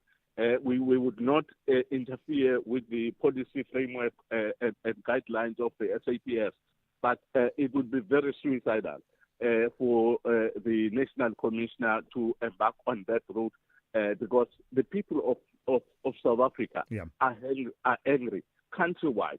They are in support of the General Mkhwanazi. He did the right thing. All right. And we have not seen any wrong in him reporting these allegations. Otherwise, you would never have known some of these Right. things. Okay, let's leave it there for this morning. Thank you for your time. That's Vincent Mdunge from one of the organizers of the hashtag Hands Off Mkhwanazi March. This is SAFM Sport with Zai Khan. Good morning. We'll start with the Proteas taking on New Zealand in Harare today at 1 p.m. in their second T20I of the Tri-Series. Rassie van der Dussen leads a fresh-faced Protea side after their opening 5-wicket win over Zimbabwe, powered by Deval Breakfast's 41 of 17 balls, with speedsters like Gerald Coetzee and Nandri Berger back in green and gold. And youngster Luandri Pretoria is set to impress. The Proteas are aiming to continue their dominance over the Black Caps, who haven't lost at this venue, but they do arrive under strength. Let's go to rugby, where South Africa's junior Springboks are the Under-20 World Cup final bound after a 48-24 win over Argentina, and they're now putting on their attention onto New Zealand in a blockbuster final. That's on Saturday at 8:30 in the evening. Here's Captain Riley Norton. We don't need any more motivation. Like Coach Kevin says, you dream of a stage like this, playing on Saturday, facing the haka. The tradition and the history of New Zealand and South African rugby is just unbelievable. We love playing against each other, we have great respect for each other, and it's going to be a battle for 80 minutes. So we're extremely excited. We won't need any more motivation. The guys I know they'll be keen and they'll be up for it, just like New Zealand will be. And I think it's going to be an unbelievable game of rugby, so we're extremely excited for it. Soccer news: Liverpool have rejected a 1.4 billion rand opening offer from Bayern Munich for forward Luis Diaz. The German club approached Liverpool earlier this month, but were told Diaz was not for sale. And finally, Sports Minister Gator McKenzie has presented a 6.3 billion rand budget for sports, arts and culture, allocating 1.2 billion specifically to grassroots sports and sporting federations, with a clear statement: Formula One must return to South Africa. I stand here today to tell you that the FIA, the FIFA of motorsport, has given the green light for the upgrading of the track. We've had multiple meetings with the management of F1, with a crucial one happening in the next 2 weeks. To those who say the country can't afford to host the F1, I'm saying the country can't afford not to host the F1. We'll be back in the fast lane. That's right, top of the hour. For the morning brief, I'm Zai Khan. I'm Anne Musa. Good morning. In the headlines, Minister in the Presidency responsible for state security, Kumbutso Ntshabeni, says one of the country's risks identified in the National Security Strategy for 2024 to 2028 is a possible coup d'etat. She briefed the media at Parliament after the debate of her department's budget vote in the National Assembly. City Power says it has resumed its meter auditing program to identify approximately 140,000 offline meters within the city. The Johannesburg Power Utility says this initiative will also help correct billing inaccuracies and fix faulty meters to ensure customers are able to purchase electricity. And Transport Minister Barbara Creasy has dissolved the Road Accident Fund Board due to persistent governance and operational challenges. I'll have details on these and other stories at 8. SAFM, guiding you through the rush hour traffic. Generally, a little bit light around Gauteng highways this morning. The real standout exception is the Mike 1 coming in from the south, still heavy from Gold Reef City all the way up to Empire Road. It's relentless, the amount of traffic that comes through that Crown interchange every morning. Lights are off on, parts of Pretoria North this morning, impacting certainly Steve Biko coming through the pass, and also the Mopani Highway down to Esky and Pafali Drive. Durban, the M4 between Westbrook and La Mercy that was closed earlier this morning due to protesting near beach bumps. It looks like that's probably been reopened. There is a lot of traffic congestion sort of out around the N2, around Tongat Plaza, and also on the sort of Verulam Road coming in towards Umdloti, and that's motorists diverting, I think, from the earlier closure, but it looks to be reopened. Durban's N2 North, M7 up through Westwood Mall stays very heavily backed up, and some roadworks which are causing a bit of a hold-up this morning on Market Road between the N3 and the R103. That's that's largely been sorted. There was just an overrun earlier, but that traffic is starting to flow along Market Road and easing traffic on the N3 off-ramp there. Cape Town, a vehicle on fire. The N2 outbound by Borchard's Quarry. It's queuing traffic passing the airport. Also coming inbound, there's a bit of queuing pressure there as well. And the Kuberg Road, quite heavy, sitting traffic between Plattekloof Road and the taxi rank as you make your way slowly through Tableview towards Killarney Gardens. Rob Byrne, SAFM Traffic. The Business Update on SAFM. Let's say good morning once again to Ndauling Lechela for the second update of the morning. Ndauling, so we're starting to get a glimmer and a glimpse of the working out of this detente of sorts between the United States and China as far as trade is concerned, right? Tell me about NVIDIA and the green light that they now have from the U.S. government to resume chip shipments to China. That trade truce really seems to be sticking to less, as NVIDIA confirmed that it's set to resume sales of one of its AI chips to China after receiving assurance from the U.S. government that licenses will be granted. Now, this development comes as a win for NVIDIA, which has faced challenges due to U.S. export curbs imposed in April.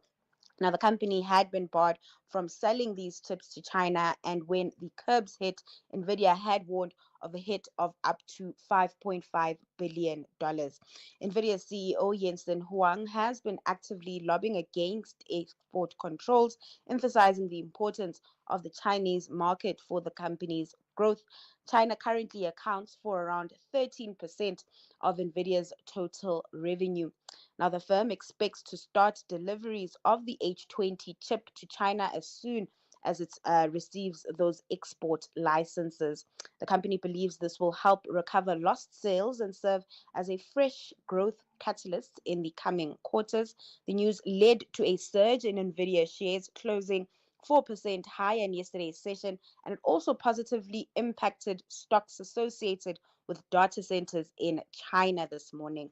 Yeah, so there does seem to be a bit of a thawing of that trade relationship. But let's see, because it's unpredictable right now. You never know, hey? You just never know. You think we're going in one direction and then immediately we just change course altogether. Ndauling, sometimes when you give me your talking points, you confuse me. When you say Lewis and you're talking about Lewis getting upgrades from global credit ratings, are you talking about Lewis, the furniture group? Yes. All right. Yes, Lewis Furniture Group, right? So there's a ratings agency which is an affiliate of Moody rating agencies, which is called Global Credit Ratings, and they rate listed companies, and Lewis happens to be one of the companies that have been recently rated. And this time around, the Global Credit Ratings has revised Lewis's outlook from stable to positive, and they've cited the company's strong market share in the LSM consumer segment. Now, GCR further added that Lewis's value proposition in consumer durable products and consumer finance remains attractive, even in weak economic cycles. Although the company's ratings are constrained by its relatively smaller size and narrow sales concentration, its stock price has surged 42% over the past 12 months, outperforming some peers and also just showing some optimism for that company. Now, the local furniture market is projected to reach $2.57 billion this year, driven by urbanization, rising demand for multifunctional furniture, and the shift to hybrid work models.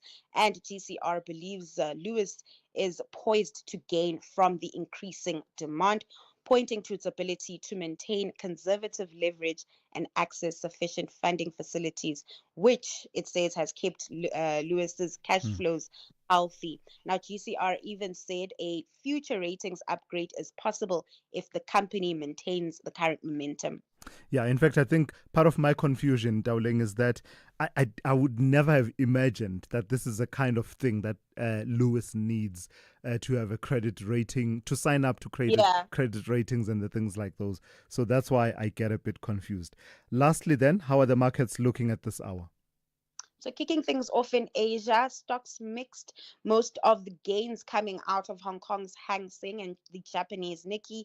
Those indices benefiting from upbeat sentiment out of the chip industry, with semiconductor companies in the green after Nvidia got the green light to resume chip exports into China. Meanwhile, in Wall Street, futures are in the red. Investors there still assessing the inflation print and what it could mean for future monetary policy moves.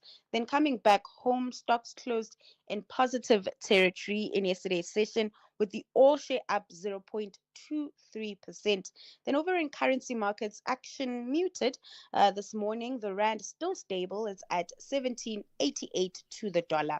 Right on the money as always. Ntauleng Lechela, thank you for that. She'll be back with one more update for you coming up just after 8:30, in which update she'll give you a sense of the kind of day you can expect in the markets today. Nelson Mandela once said, "There can be no greater gift than that of giving one's time and energy to helping others without expecting anything in return." What's your Mandela Day game plan this year? Why not lace up those sneakers and hit the ground running at our annual Mandela Day Walk and Run on July 19th at the DP World Wanderers Stadium, Ilovo. You can walk 5Ks, run 10 and 21Ks, and still have enough energy to have fun. It's a whirlwind of fun and laughter, all for a fantastic cause. Every cent goes to support the excellent work of the Nelson Mandela Foundation. Enter on mandeladay.com or register for the virtual race on fundnation.org/Nelson Mandela. See you there.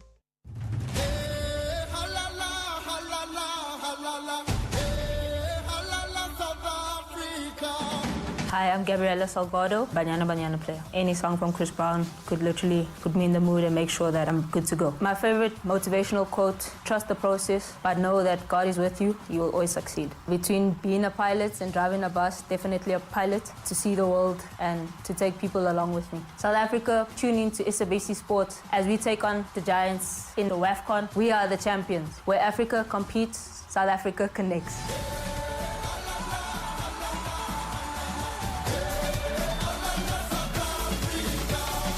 Proudly brought to you by SABC Sport.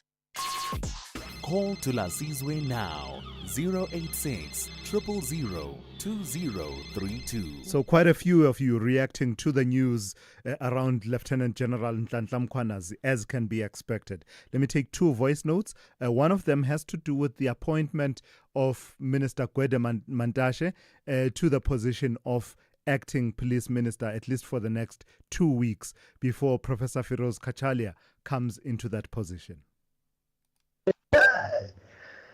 Good morning, guys. What Mantashe is going to do to SAPS Mantashe? It's mimic. It's mimic. Mr. Ramaphosa must step down. She failed to rule this country. Haibo, Himle, that's a very Jesus. Amen. Thank you for that. It's also important, though, to remember that the police minister is not meant to do law enforcement themselves, right? Even operationally. They're not supposed to be operational. In fact, we were talking about it a short while ago, a few days ago, about the difference in the Constitution, the setting of policing policy versus the appointment entrenched in the Constitution of a commissioner to lead the SAPS operationally. But I've seen a few people commenting about the appointment of Minister Gwede Mantashe in an acting capacity for the next 2 weeks in that position. Some of the comment has been along that vein. Hi, good morning to us. Johnson in Bombella. It looks like some people are now jealous of Mkhwanazi's popularity with the citizens of this country. People should realize one thing. Mkhwanazi is where he is right now because he is pragmatic. He wants to deal with crime practically. He understands what crime is. He understands the damage that crime does to the economy of this country. Unlike the others who will want to come in their suits and deliver big speeches and all of that. All right, Johnson, thank you for that. Let me go straight to the calls. Let me start with Bongani in Mpumalanga. Good morning to you, Bongani. Talk to me about the same issue, Lieutenant General Nhlanhla Mkhwanazi.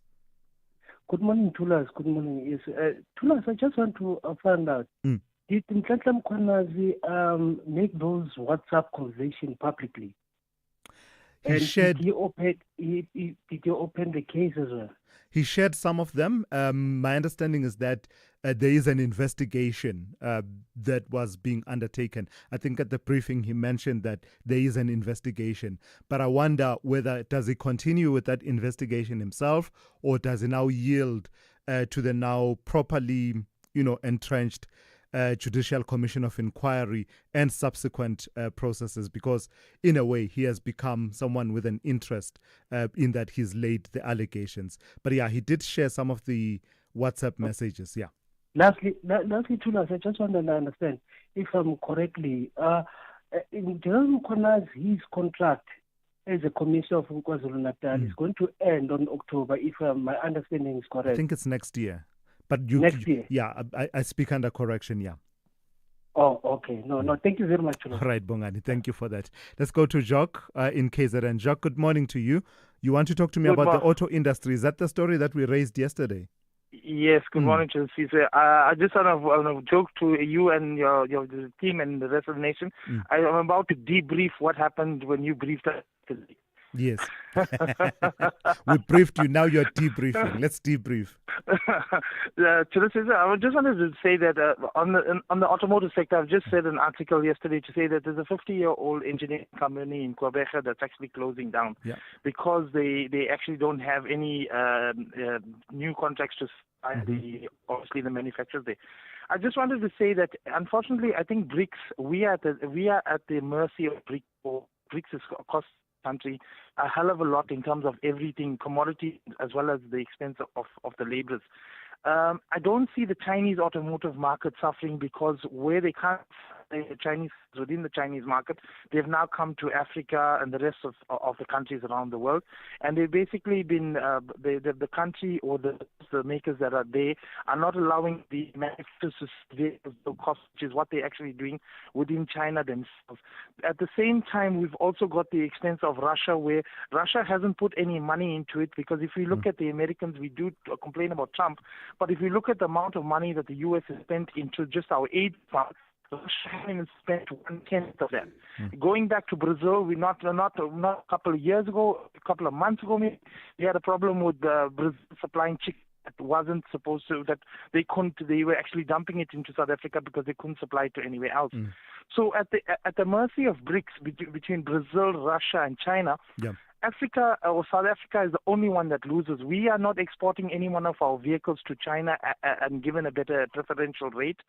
We're not given a preferential rate for any of our commodities, and anything that's going to go forward to us. All right, gotcha. Thank you for that. That's Jacques out in KZN. The line letting us down there a little bit, but I think we got the point that Jacques was making. Peggy in Bombela, good morning. You also want to talk about the SAPS this morning? Good morning, Thulas. Good morning. I was listening to Ashraf yesterday talking to Minister Kacharia. Yeah. I like how you're already calling him Minister Kacharia.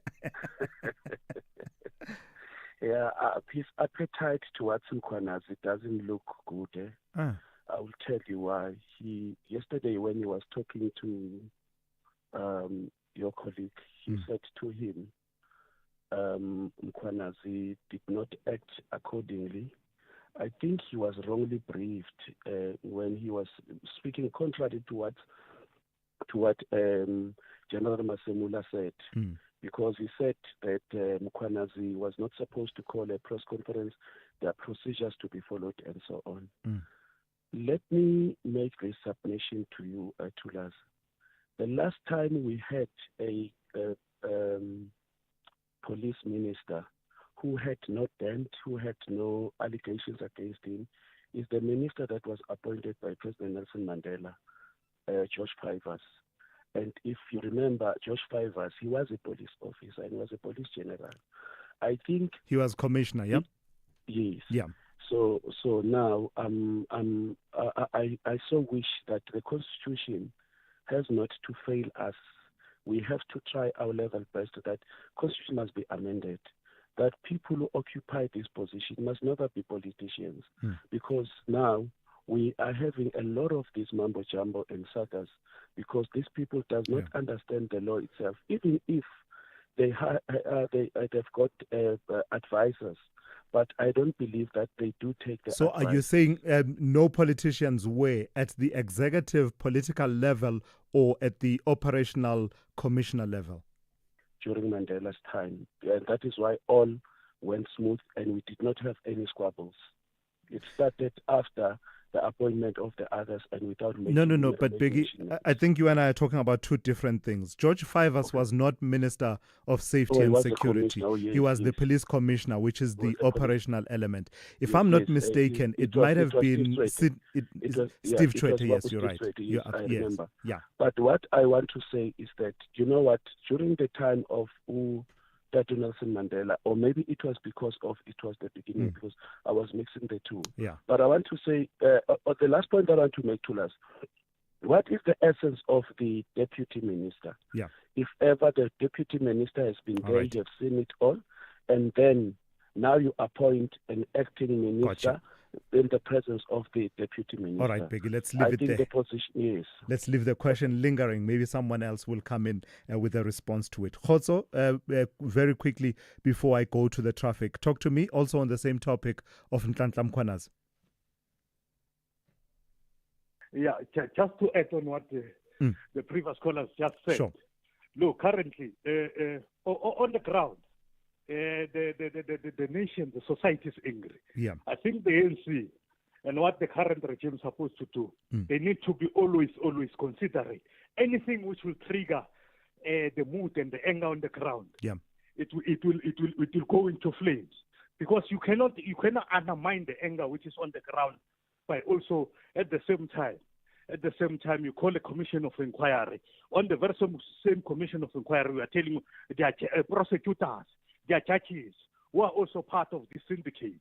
So they need to dismantle the entire system so that the entire system on its own, they must come and account to say, what happened? Why do you lead this country into such a mess? Yeah. You see, but for me again, I want also to reiterate to say there was no need to appoint Mantashe. While you have extra 2 deputy ministers, meaning there's no need for them. Yeah. If you go to look for Kweda Mantashe while you are undermining the work of the guys who are already there doing the very same. So Khotso, just let me engage you a little bit. I get the sentiment that says many South Africans would rather we focus on the substance of the allegations made by Lieutenant General Nhlanhla Mkhwanazi, and I think that's the overwhelming sentiment, rather than being hung up on protocols and things like those. I've heard that being expressed over and over again.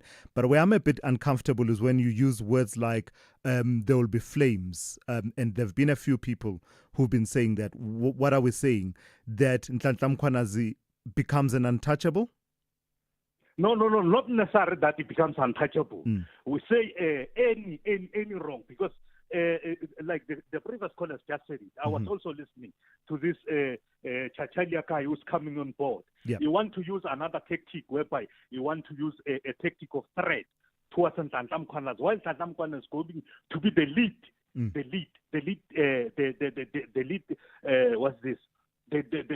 lead presenter in this coming commission. Yeah. There's no way in which someone who's having such a huge evidence, you want to use threats while you even didn't arrive in the very same office. All so right. you want to say the ground, while the ground is boiling like this, you want to trigger what? Gotcha. Khotso, thank you for that. Also, just technically, the Lieutenant General reports to the Commissioner of Police. The Commissioner, National Police Commissioner, the way I understand it, is at Director General level and therefore reports to the President, but also to the Police Minister. Those are the lines of reporting as far as I understand them. SAFM guiding you through the rush hour traffic. Good morning. Just a reminder, Mahuba's Kloof between Zanin and Polokwane is closed due to a massive incident early hours this morning. A truck carrying gas canisters. Those canisters exploded, burnt the truck, and busy burning some bushland in that area. So you've got the option of the 528, which is George's Valley, which basically runs parallel, maybe a little bit further to travel. But I would think Mahuba's Kloof likely to be closed for pretty much most of the day. We'll keep you updated with that. Roadworks on the R21 from Pretoria heading down towards the airport, queuing you up, passing Bopsfontein down towards the Benoni exit. Mike 1 into Joburg stays heavy, Gold Reef City all the way through to about Parktown before you're out of that. Durban's N2 at this hour still queuing up between the M7 and Westwood Mall. Bit of traffic coming out of Pinetown this morning on the M13 and a crash on the Higginson Highway near Hunt Stedman Highway. If you're going to Pinetown and you've left Chatsworth, there's quite a backlog to work through there. And the M4 that was closed earlier due to protesting near Beach Bums, that landmark, that's all been reopened. It has alleviated a lot of the congestion linking you between the M4 and the N2. So that's all done, all dusted. Cape Town, a vehicle on fire. N2 outbound by the airport, so slow-moving traffic into that scene. And a lot of pressure around Okavango Road, Brackenfell-Kryfontein area. Okavango Road at the N1 highway, and that's just holding traffic up on the N1 both ways. R300 north from Brackenfell up towards the N1's quite heavy as well. Probably the heaviest of the highways around town, around Cape Town at this stage. Rob Byrne, SAFM Traffic. If you think you cannot afford a lawyer, think again. Clientele Legal has made professional legal services affordable for you. Whether it's a civil, criminal, or labor-related matter, we have a nationwide panel of attorneys standing by to assist you. SMS SAFM to 32195. That's SAFM to 32195 and we'll call you back. Clientele General is a licensed non-life insurer and an authorized FSP. Standard rates and terms and conditions apply. It's fire, flavor, and fierce competition on the Tastemaster SA this Tuesday evening at 7:30 on SABC2. The semi-finals heat up as the final three transform the humble braai into a gourmet three-course showstopper, with Chef Sean Scrooby turning up the pressure. Who will flame out and who will sear their place in the grand finale? The Tastemaster SA, Tuesday evenings at 7:30, repeat Wednesdays at 1 and Sundays at 4 p.m. on SABC2.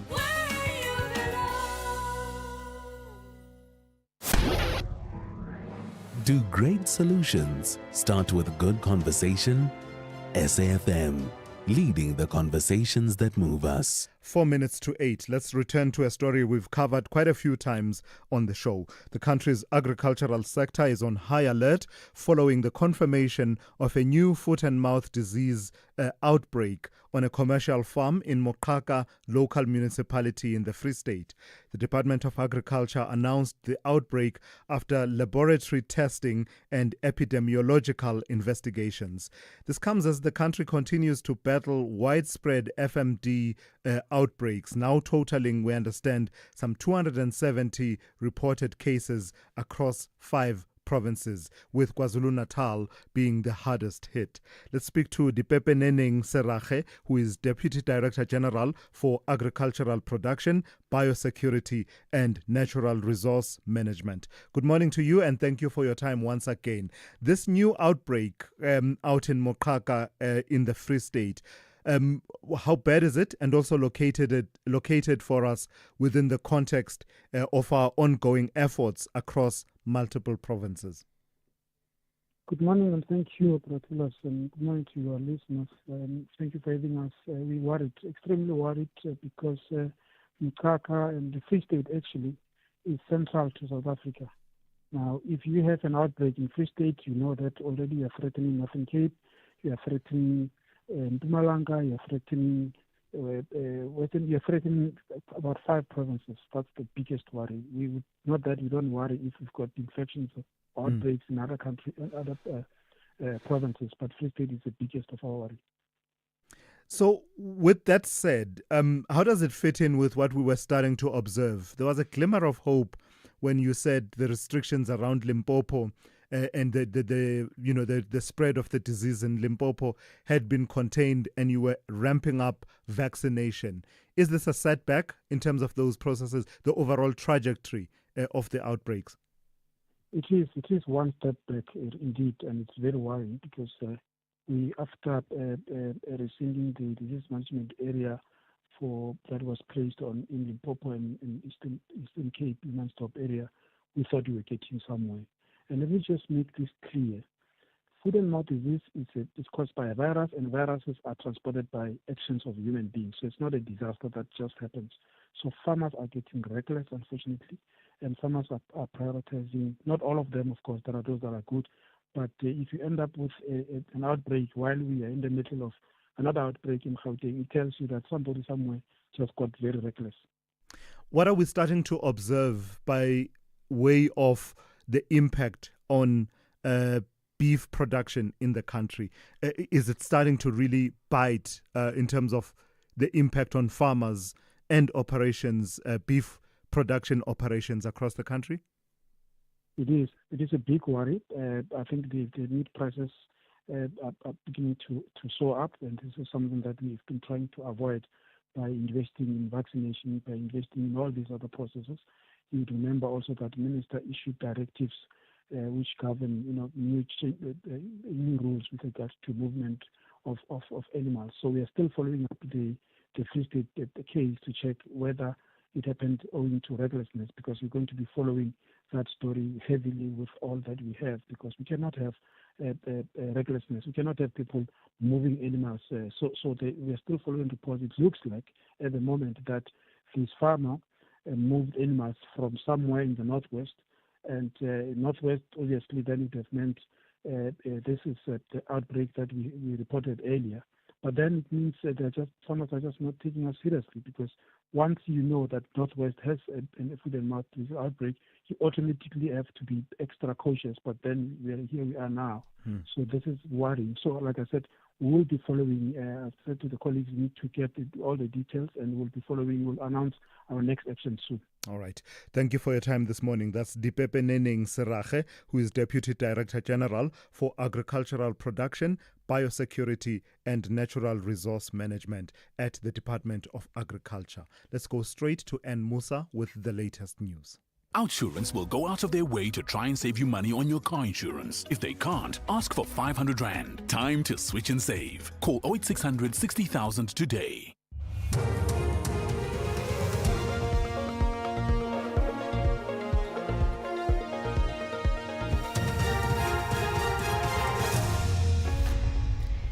In our top story, security strategy flags a possible coup threat in South Africa, and City Power resumes with meter audits. Good morning.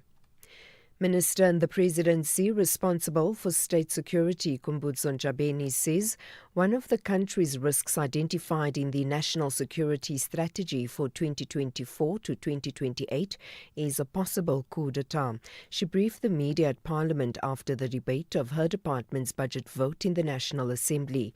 The debate comes after recent damning allegations made by the KwaZulu-Natal Police Commissioner, Lieutenant General Nhlanhla Mkhwanazi, of serious safety and security concerns, which among others implicated the Police Minister Senzo Mchunu.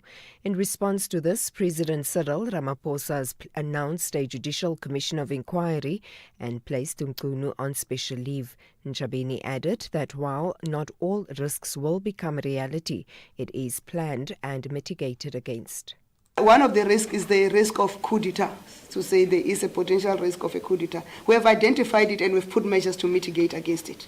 So that's why we say to South Africans, there has not been anyone attempting to do a coup in South Africa. In the last few days or in the last few weeks, there has not been anyone attempting to do a coup in South Africa. We can say that they are not people planning. They are, but we're continuously monitoring them and making sure that we deal with those. The Deputy Police Commissioner for Crime Detection, Lieutenant General Shedrick Sibeya, says he's ready to defend his dignity before the Judicial Commission of Inquiry. Sibeya has been asked to take leave of absence following serious allegations made by Mkhwanazi regarding his conduct. He says the SAPS has been put in a terrible situation and the hard work put into combating crime has been tossed aside. These other investigations, clandestine investigations, kangaroo disciplinary proceedings, I'm worried about. But be that as it may, the law is on my side and I will be ready to attend to this matter. I've got the a legal team that is supporting me. But I want to say, it is my prayer, it is my wish that all of us, including the National Commissioner, including everybody who's involved, to allow the process as pronounced by the President to take its natural course. Sibiya has apologized to South Africans following the impasse that led to his leave of absence from work. I want to say to the people of South Africa, from the bottom of my heart, I apologize. I apologize for what we've all been put through. As much as I want to react or to respond, I'm advised to act also with restraint. We apologize that as the top management of the South African Police Service, we behaved the way we behaved. But I've got full trust on the inquiry, that the inquiry will really reveal the truth. All of us will get a chance to present ourselves. City Power says it has resumed its meter auditing program to identify approximately 140,000 offline meters within the city. The Johannesburg Power Utility says this initiative will also help to correct billing inaccuracies and fix faulty meters to ensure customers are able to purchase electricity. City Power spokesperson Isaac Mangena. City Power has taken over billing from the city of Johannesburg, and we're doing this so that we can be able to address the billing inaccuracies that we have seen in the past, and also deal with the issues of estimation and the slow pace of quick resolution.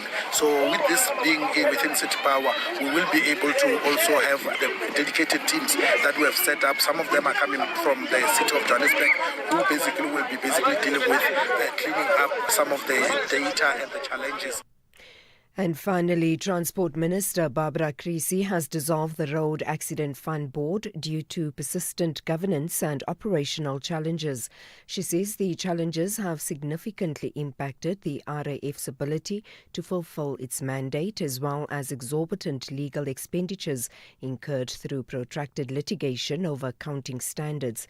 The department's Colin Msibi says this decision aims to address these issues and improve the RAF's effectiveness.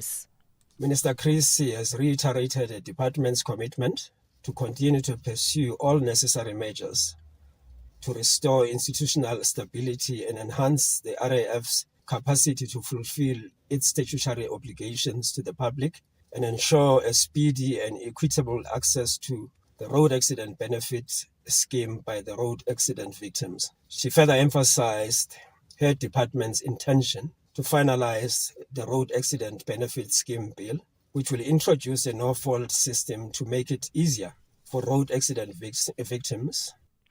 Recapping the top story, Minister in the Presidency responsible for state security, Kumbutso Ntshabeni, says one of the country's risks identified in the National Security Strategy for 2024 to 2028 is a possible coup d'etat. For SAFM News, I am Anne Musa. Outsurance will go out of their way to try and save you money on your car insurance. If they can't, ask for 500 Rand. Visit outsurance.co.za today. You always get something out. If you want to save on your car insurance premium, you call Outsurance, right? But what if you don't save? Well, they'll give you cash just for trying. You heard right. Just ask for 500 Rand cash. But wait, there's more. If you don't save and have been claim-free and with the same insurer for 3 years, you can ask them for 1,500 Rand cash. Savings or cash, you always get something out. Go to outsurance.co.za now for a 10-minute quote that could save you thousands. Licensed insurer and FSP. T's, C's and information online. It's a very good morning to you in your SFM Sports headlines. It's cricket action. The Proteas are upbeat. They take on New Zealand at 1 p.m. in Harare today. And in golf, South Africa's Christian Bezuidenhout is teeing off with confidence at the Open Championship at Royal Portrush in Northern Ireland. We'll have the details just before 8:30. SAFM. Guiding you through the rush hour traffic. Driving from Pretoria down for flight connections at OR Tambo International. Make sure you've got plenty of time to get through the construction opposite Tembisa. The roadworks this morning down towards the R23 Benoni exit. 20-25 minute queue pushing back towards Engen services. Joburg's N3 slow through Galulis to Edenvale. Slow from Alex up through Limborough Park in towards McLuhan. The Mike 1 straight through Joburg heavy today from Gold Reef City all the way through to Oxford Road in the Parktown area. Durban, the M4 between Lamur Mercy and Westbrook's all open. The corresponding sort of delays of diverting pressure out around the N2 option, that's all cleared up as well, so fairly normal. The N2 North stays heavy from the M7 up through Westwood Mall. Crash between Chatsworth and Marion Hill on the Higginson Highway, slowing traffic approaching the Hunt-Stepman Highway exit. And a little bit of a delay just on the Market Road between the N3 and the R103 after an overrun in roadworks this morning. Cape Town, R300 North is the heaviest highway, queues up towards the N1. And there's a lot of pressure around Okavango Road at the N1 Highway Bridge, both directions there. That's holding up traffic on the N1 in and outbound, trying to get off and slide into that Okavango traffic. With your traffic updates, I'm Rob Byrne.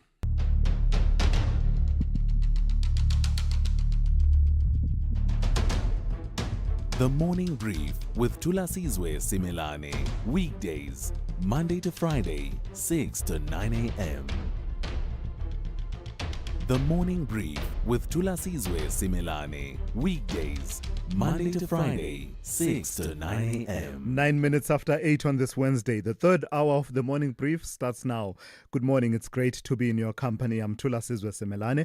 I do want to get in as many of your calls as possible, so let me keep this introduction in this hour quite short and swift. Someone sending a message to correct me, and I appreciate that and welcome that. Talking about the comment that I made at the end of the last hour about the reporting lines of directors general and, whether they report to the president or the minister, the line minister. This person says DGs are hired and fired by the president, but they report to line ministers. This was confirmed by the Apex Court in Upleni versus Minister of Home Affairs. I really appreciate that because there's quite a lot of concepts that we grapple with on a daily basis. And I had, to use Donald Trump's words, I had concepts of a plan. I had a general outline of the appointment, and then I conflated it with the reporting lines once you've been appointed as Director General. So thank you for that correction. It is welcome. Another issue that I thought I should tease out with you. Did you hear in the bulletin there with N. Musa what the minister in the presidency, Khumbudzo Ntshavheni, responsible for state security, what she's saying about some of the risks that have been identified, saying that they include the possibility of a coup d'etat in our country. Says the possibility is there, but don't worry, we have it covered. It doesn't mean that people are not planning. People do plan, but we have it covered. What do you make of that? Are you comforted knowing what you know about what the state of state security was not so long ago? A few years ago. Remember the high-level panel that investigated into the state security agencies in this country. Then you had the investigation into the July riots that was led by the Human Rights Commission. All of them saying that your intelligence was found wanting. Has enough water passed under that bridge? Has enough remedy been, put in as far as the state security agencies go, such that you will have confidence and sleep easy wherever you are, knowing that, don't worry, they have it covered. No one will succeed in trying to stage a coup in this country or planning a coup. I wonder. Give me a call. Share your thoughts on that. The number to dial 086 000 2032. Please do send me WhatsApp voice notes 061 410 4107. Let's get the third hour of the Wednesday edition of the Morning Brief underway.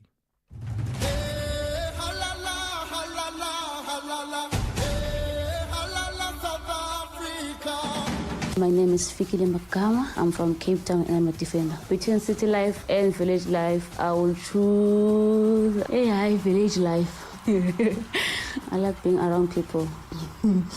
I would like to say to my friends back home, they know where I come from. They've seen my struggles. So me being here is me representing them and my family. We are the champions. Where Africa competes, South Africa connect.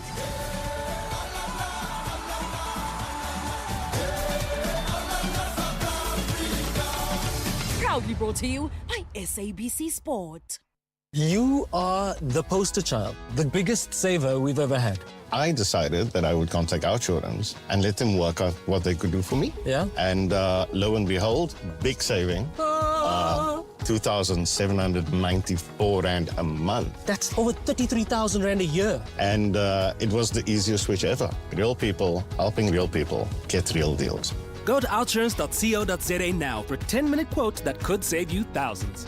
What does you always get something out mean to you, Lorette? Outsurance made it possible for us to live our dream to travel more with the money in our pocket that we save. Let me know, what is it? 725. It was unbelievable. My husband, he sits there on the chair and he's just nodding his head and say, yes, yes, yes. This is really not just an advertisement. This is really real.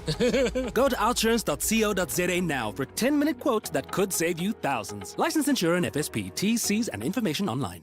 Keeping your family healthy this winter can feel like a daunting task. Try the Lung Shield range. It includes capsules to support healthy lungs and immunity, a syrup for kids that supports the immune system and promotes lung health, and an effervescent with 13 essential ingredients to optimize immune function. Put your family's health first this winter with the Lung Shield range.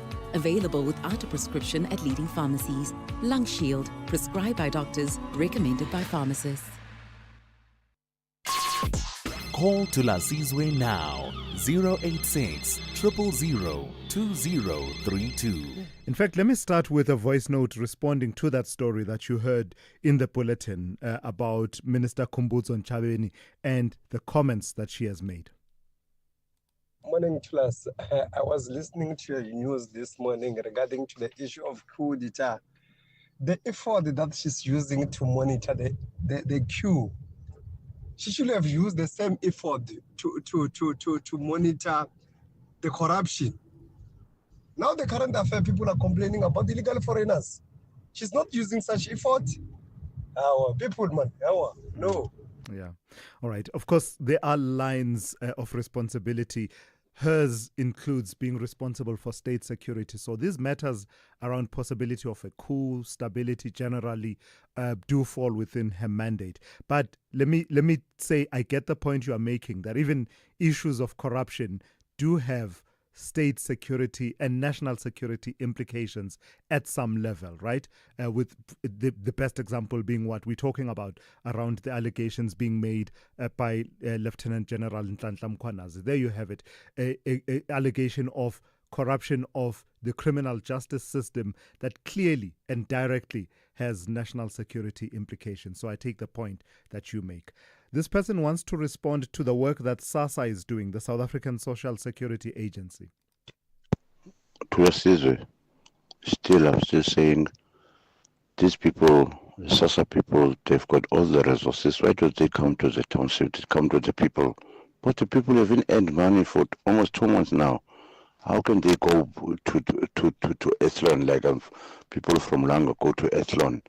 They don't have money. Why don't they come to Langa and come to close to people and fix this thing, man? If they're serious, please, man, these people, man.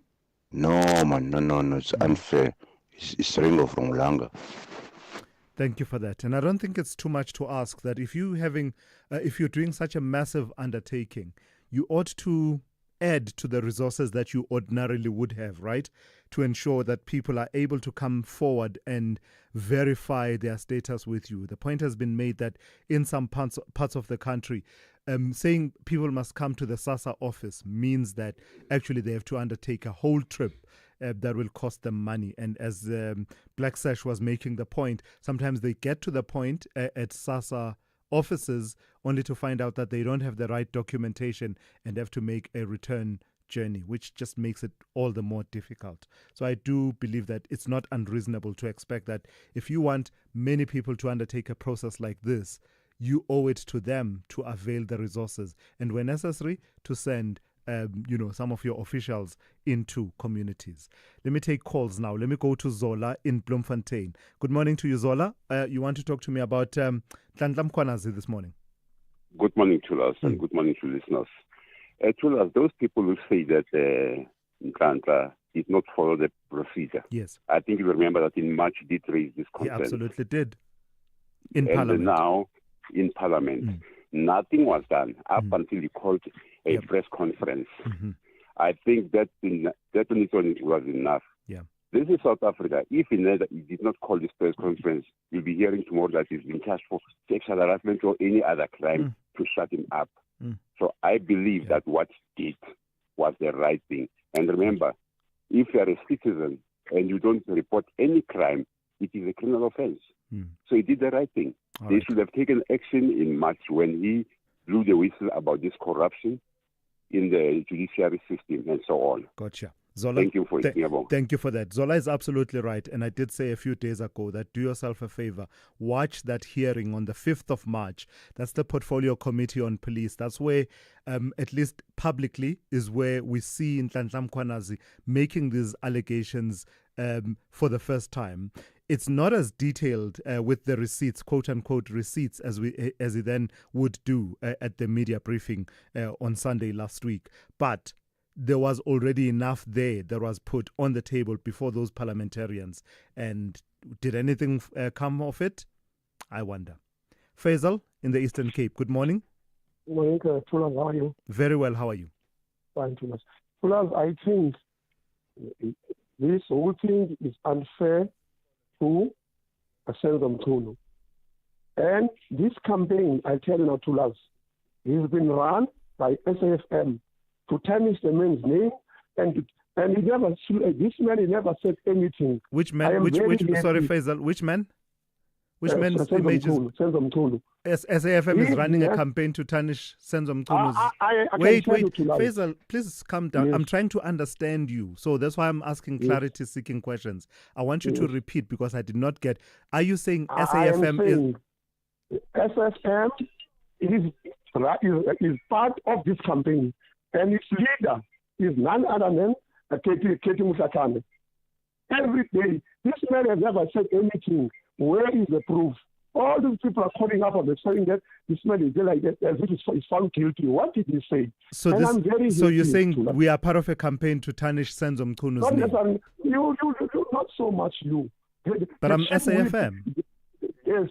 You see what I'm saying, Thulas? This man, he has never said anything. And I'm very happy and glad.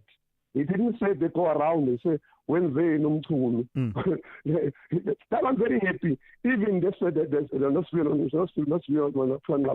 she did not go around and say that there is these are remain allegations. Sure, now I got the people are saying people are saying, how can the general of the police, he's a what they call, they say he's a whistleblower. Faisal, very quickly, let me challenge you. So let me not take it personally what you're saying about SAFM. It's fine. We are an institution. We should be criticized. And being media, wait, Faisal. Let me finish the point I'm making. This was preface. What I want you to then answer for me. Are you saying all of these people that are either calling for Minister Senzo Mchunu to be fired, to be investigated, that are marching and saying hands off Nhlanhla Mkhwanazi, all of these people across the country are part of this campaign that includes SAFM to tarnish Senzo Mchunu? No, Thulas, you're mistaken. I did not say he must not be investigated, but the person is like a public court opinion. He's already found guilty. I didn't say that. Gotcha. That part, I never said that. How can I say like that? That part I hear. All right. Everybody, the minister, everybody has to face same allegation to improve. He must answer for himself. That I get. For anybody, and I will never support criminality. I don't support criminality. All right, Faisal. Thank you. That's Faisal out in the Eastern Cape there. At least we can agree on something, right? They need to investigate and not to find people guilty before you've heard their side of the story. I think I cannot quibble with that from Faisal. What does extraordinary mean to you? Is it being voted South Africa's most trusted enterprise telco 2 years in a row? Vodacom Business helps more than 133,000 businesses with AI, cloud, enterprise apps, IoT, and security. One seamless ecosystem. Together, let's build the extraordinary that sustains today and protects tomorrow. Start your journey at vodacombusiness.co.za. Further together, Vodacom Business. SPAR brings you super savings. Get 750ml Sunlight dishwashing liquid refill for R26.99 and save 11 Rand. Or 400ml Vaseline lotion or cream for R49.99 and save 28 Rand. Plus, you could win your share of 6 million Rand in instant cash. Price is valid until 21 July 2025 while stocks last. T's and C's apply. Thulasizwe Simelane on SAFM. In a key legal development, the High Court in Johannesburg has ordered Meta Platforms, the parent company of Facebook, Instagram and WhatsApp, to immediately and permanently remove over 30 Instagram handles and WhatsApp channels distributing graphic child sexual abuse material involving school children. The court has also ordered Meta to disclose the identities of those behind the accounts. The urgent legal action follows what expert Emma Sadler of the digital law company described as one of the worst cases she has ever encountered, involving alleged suicides, graphic abuse and flagrant violations of children's rights. Emma Sadler joins us now to take that conversation forward. She's at the forefront of this particular court case. Good morning to you, Emma, and thank you for your time. What made you take the step of being party to this litigation? You're saying this is one of the worst cases you've ever seen. What were these accounts doing? About this because it's such an important matter. I think what was so alarming to me in this case, Thulasizwe, is that the sheer scale of it is something that I haven't seen before. You know, we've seen children be victims of an account, maybe one person, maybe a couple of posts.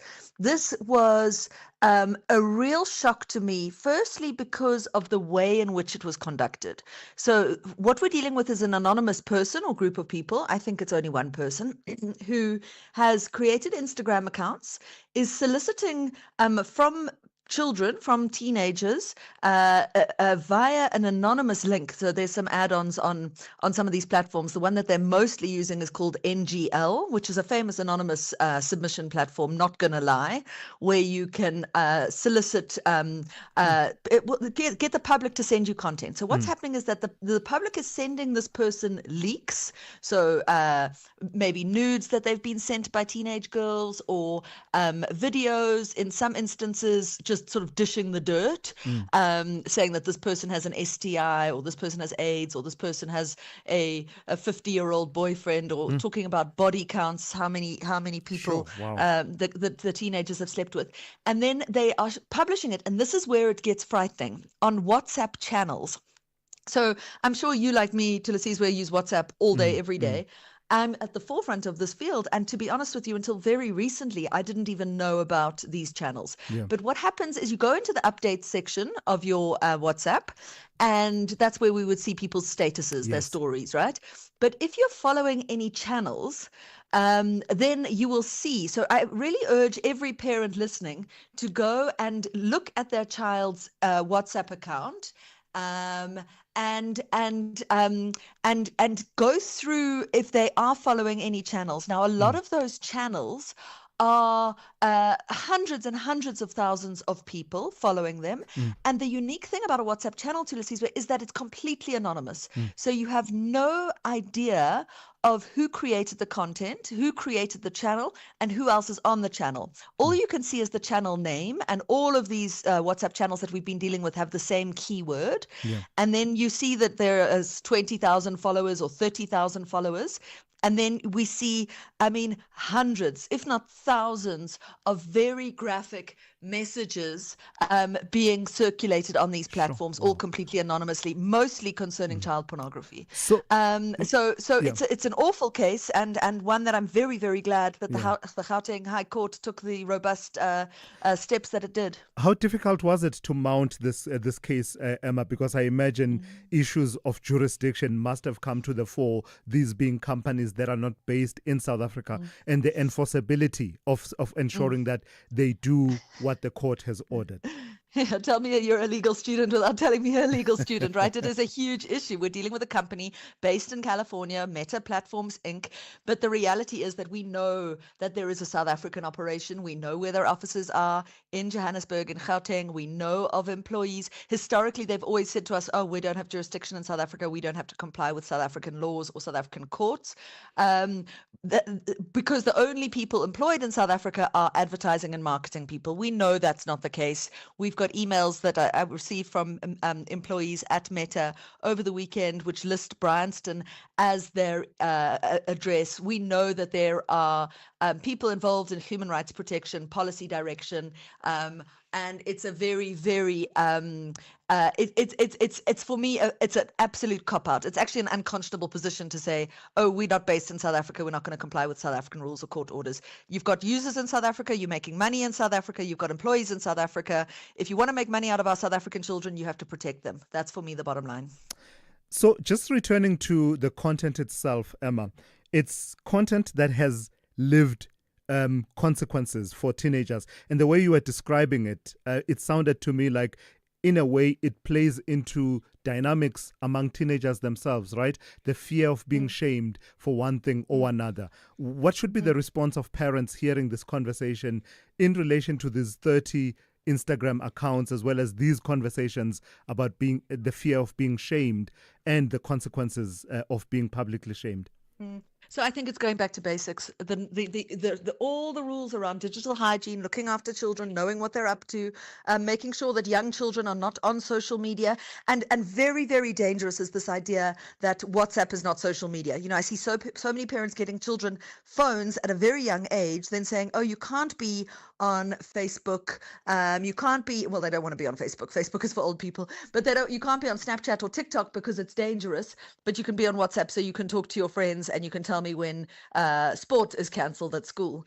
And what we're seeing is that WhatsApp is not just social media, it's actually more dangerous than the other platforms because of these huge channels and because there's just zero accountability. No person identified on any of the platforms, and they're just doing whatever they want to. All right. Thank you for that sobering thoughts there. Once again, Emma Sadler, social media law specialist. Thank you for taking up that fight. Let's see how it unfolds in the coming days. A fascinating case, but not just fascinating, concerning a phenomenon that it points to around the use of social media, these platforms, by young people in our country. I tell you what, let's do things slightly differently if you don't mind, Zai. I'll come back to you in a moment. Let me go straight to Anne for a news update.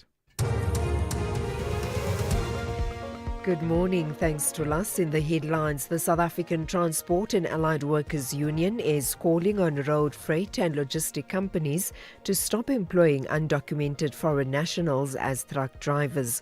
Minister in the presidency responsible for state security, Kumbutso Ntshabeni, says one of the country's risks identified in the National Security Strategy for 2024 to 2028 is a possible coup d'etat. She briefed the media at Parliament after the debate of her department's budget vote in the National Assembly. And the United States says it will launch an investigation into possible unfair trade practices by Brazil. Relations between Washington and Brazil's left-wing government have deteriorated since President Donald Trump took office. I'll have details on these and other stories at 9. This is SAFM Sport with Zai Khan. All right, Proteas Fire, that's what we are looking forward to today. They take on New Zealand at 1 p.m. when the first ball is being bowled in Harare. Riding high from a 5-wicket win over Zimbabwe, the Proteas are aiming to carry that momentum into their next match, New Zealand, with returning skipper Mitchell Santner and their coach by former Proteas strategist Rob Walter. They're promising a stiff test. Now, South Africa hold the edge in this rivalry, 11 wins to 4, making the showdown a chance to seal their spot in the Tri-Series final. In the meantime, South Africa's junior Springboks are under 20 World Cup final bound after a powerful 48-24 win over Argentina. Captain Riley Norton hailed the collective resolve. They'll now meet New Zealand in a blockbuster final on Saturday. We don't need any more motivation. Like Coach Kevin says, you dream of a stage like this, playing on Saturday, facing the haka. The tradition and the history of New Zealand and South African rugby is just unbelievable. We love playing against each other, we have great respect for each other, and it's going to be a battle for 80 minutes. So we're extremely excited. We won't need any more motivation. The guys I know they'll be keen and they'll be up for it, just like New Zealand will be. And I think it's going to be an unbelievable game of rugby, so we're extremely excited for it. Soccer news. The Portuguese coach Jorge Jesus was appointed by Al Nassr, where he will link up with Cristiano Ronaldo, who signed a 2-year deal with the Saudi club last month. The 70-year-old Jesus was sacked by Saudi rivals Al Hilal in May, following their Asian Champions League semi-final exit. And golf news, Xander Schauffele described his win at last year's Open as the sweetest of his life, and with plenty of celebratory stories in the claret jug. But amid a season of frustrating form and injuries, the American admits that his successful defense will surpass his Royal Troon triumph. Schauffele is the center of attention this week, and that's when it comes to the 153rd Open Championship at Royal Portrush.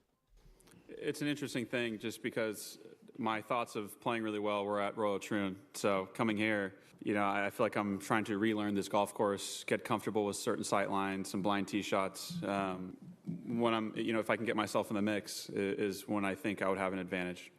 That's where my biggest edge would be. So it can lean on experience at other points in time, but I think the most fun and the biggest advantage I'd have is coming down to the stretch if I can get close to that lead.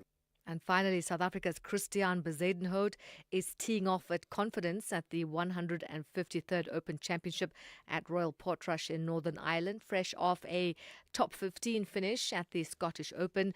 Bezuidenhout leads a strong Mzansi contingent, including the former champion Louis Oosthuizen, Dean Burmester, and the rising star Ulrich Potgieter, as well as South Africa's Tristan Lawrence. And we've got Dylan Naidu and Daniel van Tonder also in the hunt for the claret jug. Well, we're swinging from the greens to more sports stories with John Gericke. He's up at 12:30 for the morning brief. I'm Zai Khan. SAFM, guiding you through the rush hour traffic.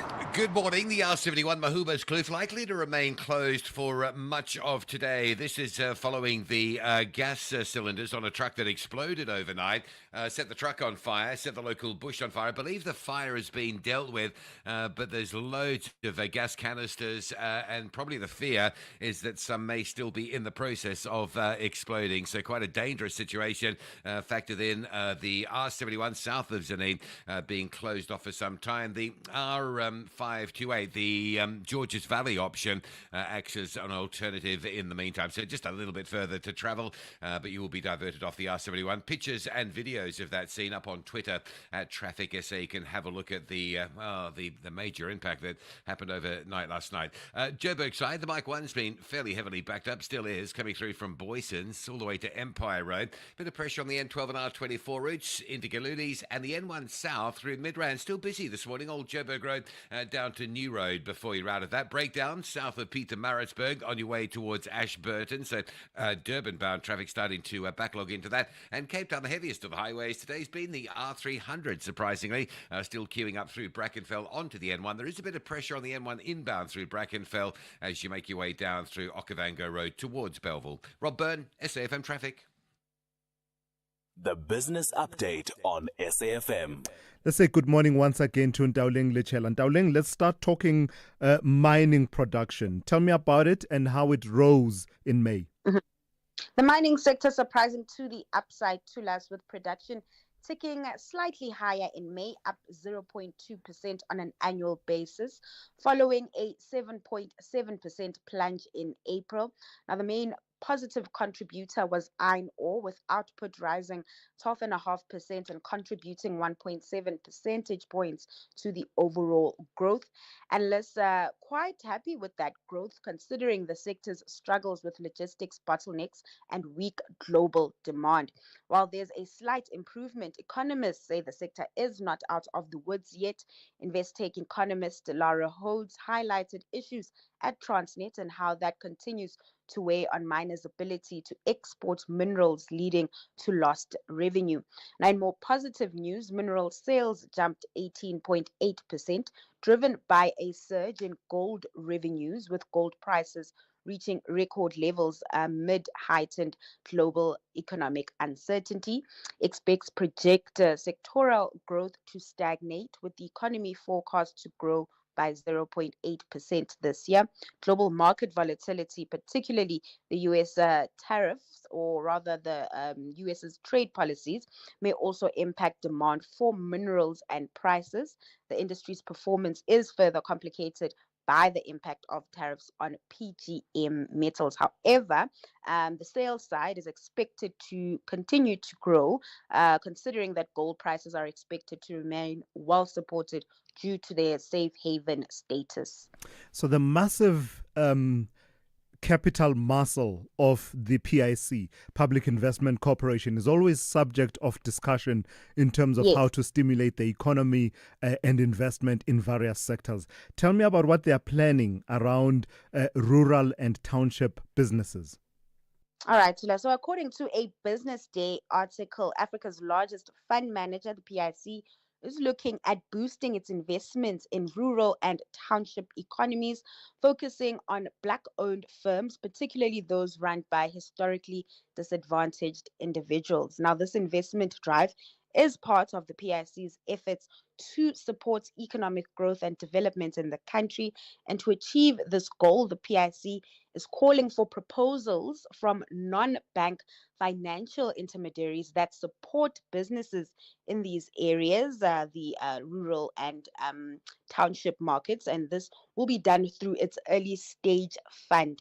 The fund manager rather says eligible intermediaries must have experience in fundraising and deploying capital in early stage businesses operating in rural and township markets. The investments will range from 75 million to 250 million rands, targeting sectors such as energy, infrastructure, water and waste management, manufacturing, agribusiness, transport and logistics, mining, ICT, and healthcare. Now, the PIC says it will exclude investments in gambling, ammunition, and sin industries. Lastly, Dowling, just a recap of the markets as well as a sense of the kind of trading day we can expect on this Wednesday. So local markets could be in for a mixed day of trade following global peers. In terms of company news, Cartier owner Richemont out with a sales update. So traders will be digesting that at the open. And then in currency markets, the rand trading under the 18 rand mark. It's sitting at 17.89 to the dollar this hour. Moving over into the US futures, in the red, traders will be eyeing more earnings out of the banking sector. Then lastly, in Asia, markets on track to end the day mixed, with the tech-heavy Hong Kong Hang Seng in positive territory, benefiting from a rally in chip-related stocks. Right, thank you for that. Dowling Lechela has been watching business, economics and the markets for you throughout the duration of the show today. The Morning Brief with Thulasizwe Simelane.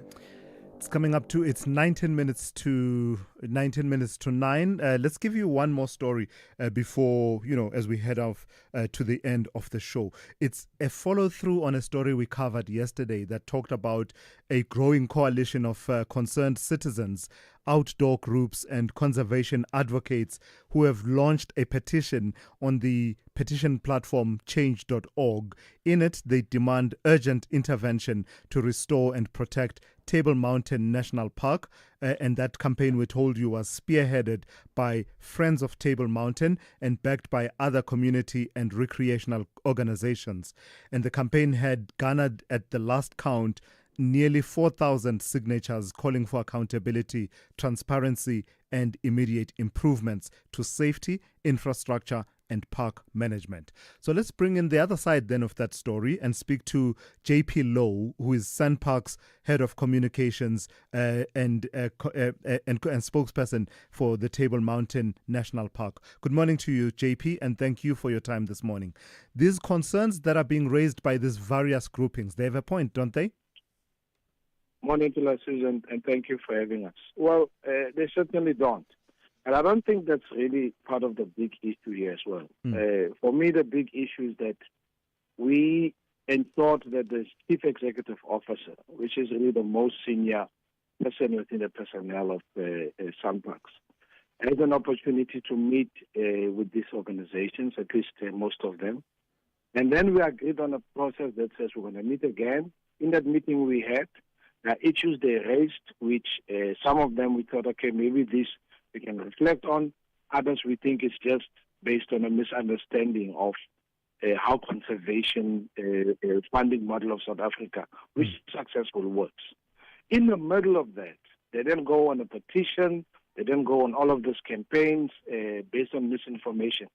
And, you know, it's really a bit disheartening, to be frank about it, that whilst you are thinking you are engaged in a very honest, enabling conversation, and then somebody takes this sort of like route, it just undermines all of the good effort that's already on the table.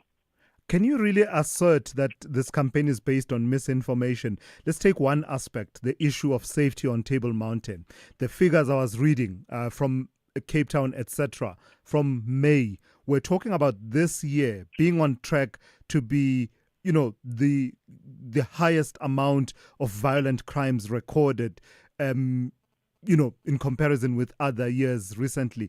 That at that point, by May this year, we were talking some 78 recorded criminal attacks on Table Mountain National Park, with women representing more than double the victims. Can you really say that it's based on misinformation? There's genuinely something to be worried about if these figures are anything to go by. Now, crime is not something to be taken lightly, even if it happens to one person. But the fact is that we've had a spike in terms of the criminal numbers from January to March, right? Which partially can also be linked to issues about holiday seasons and the likes. From that period onwards, April up to now, we went down to the single-digit numbers. For, I think, still the whole of last year, we went down to the single-digit numbers. And also, when we look at when we look at the statistics, we use also the records that we get from South African Police Service. You know, we can't, all of us now wanting to pump up figures to pursue the one or other particular line of thought that cannot be verifiable. So that's the information that we do have on our own side.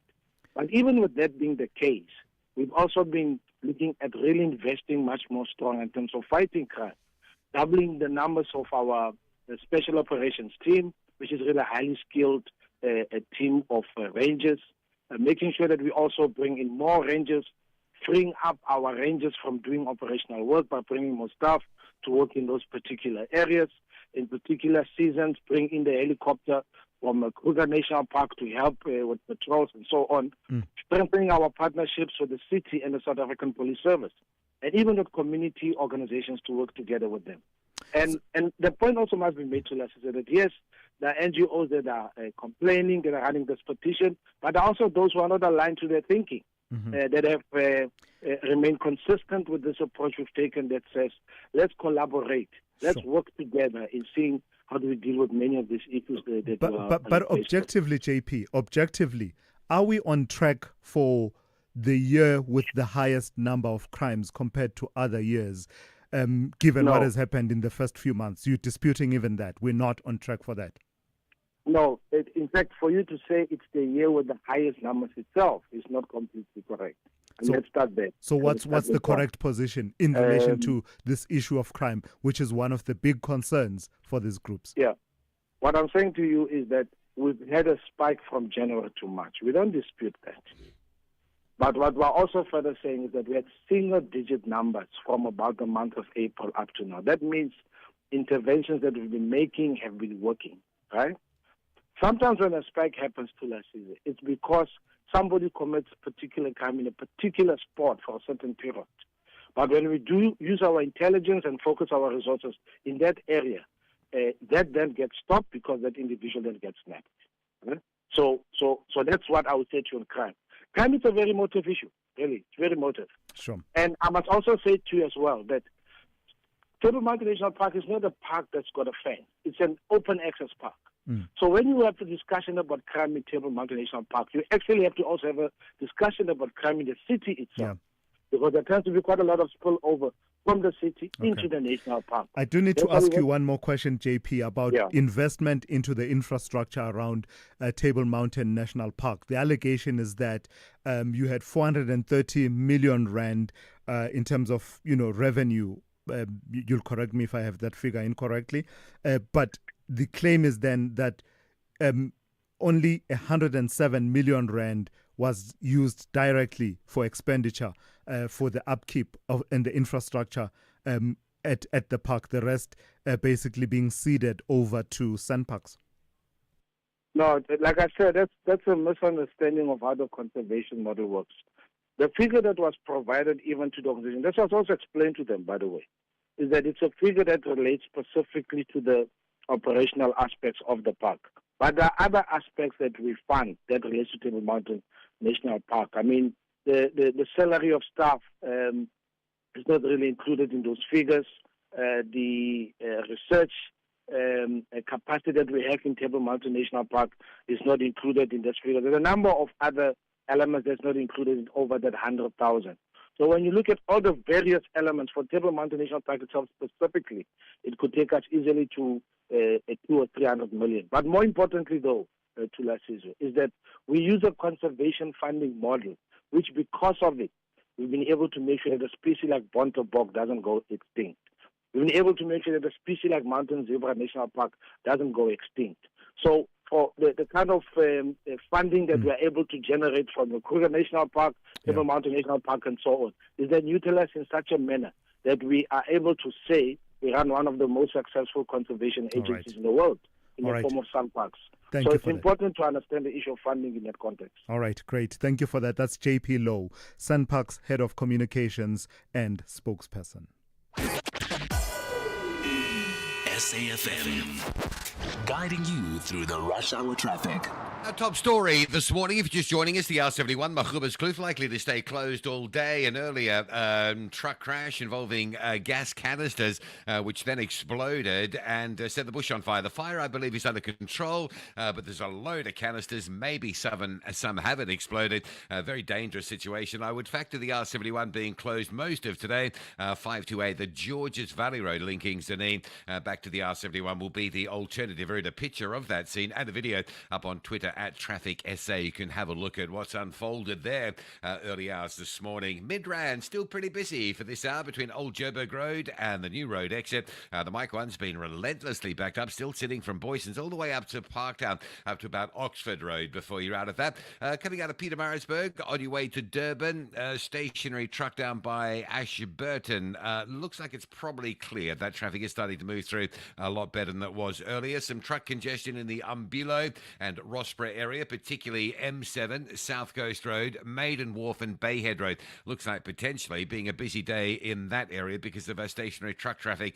Cape Town, N1 inbound, slow through Brackenfell, just queuing up towards the Brackenfell Boulevard exit. It is starting to ease. The R300 North up towards the N1 has been fairly busy, and a bit of traffic on the elevated freeway going into the central Cape Town area. Rob Byrne, SAFM Traffic. They both have a rich history of glory.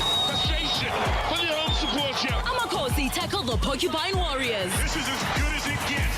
This is the Toyota Cup. The game you've been looking forward to on your football calendar. Giants refuse to fall. The big game. The big game. On Saturday, 26 July at 2:30 p.m. Streaming live on SABC Plus across the entire African continent and SABC One. Also available on SABC radio stations at 3 p.m. Brought to you by SABC Sport in proud partnership with Kaizer Chiefs Football Club. Mr. Govender, congrats on the retirement. You just sold your car to We Buy Cars. Tell us about it. Yes, it just gathered dust in the garage, so I exchanged it for cold hard cash. Now my wife and I can enjoy a stress-free retirement. Retiring the car as you retire. Nice. So why We Buy Cars? It was so quick. They came over to our house to do the evaluation, and we sold it the same day. Tops, man. Okay, so now you got even more time on your hands, eh? Exactly. We Buy Cars. Geared for your next chapter. Geared for you. This July, journey beyond the horizon with Chasing the Sun. 5 mesmerizing episodes every Sunday at 7:30 on SABC2 from 13 July to 10 August. Feel the thrill of the adventure, the power of discovery, and stories that light up the skies. Missed an episode? No worries. Stream anytime, anywhere on SABC Plus. No subscription required.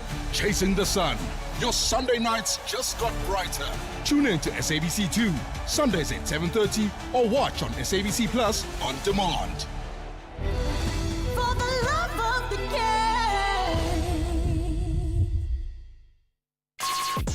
Call Thulasizwe now.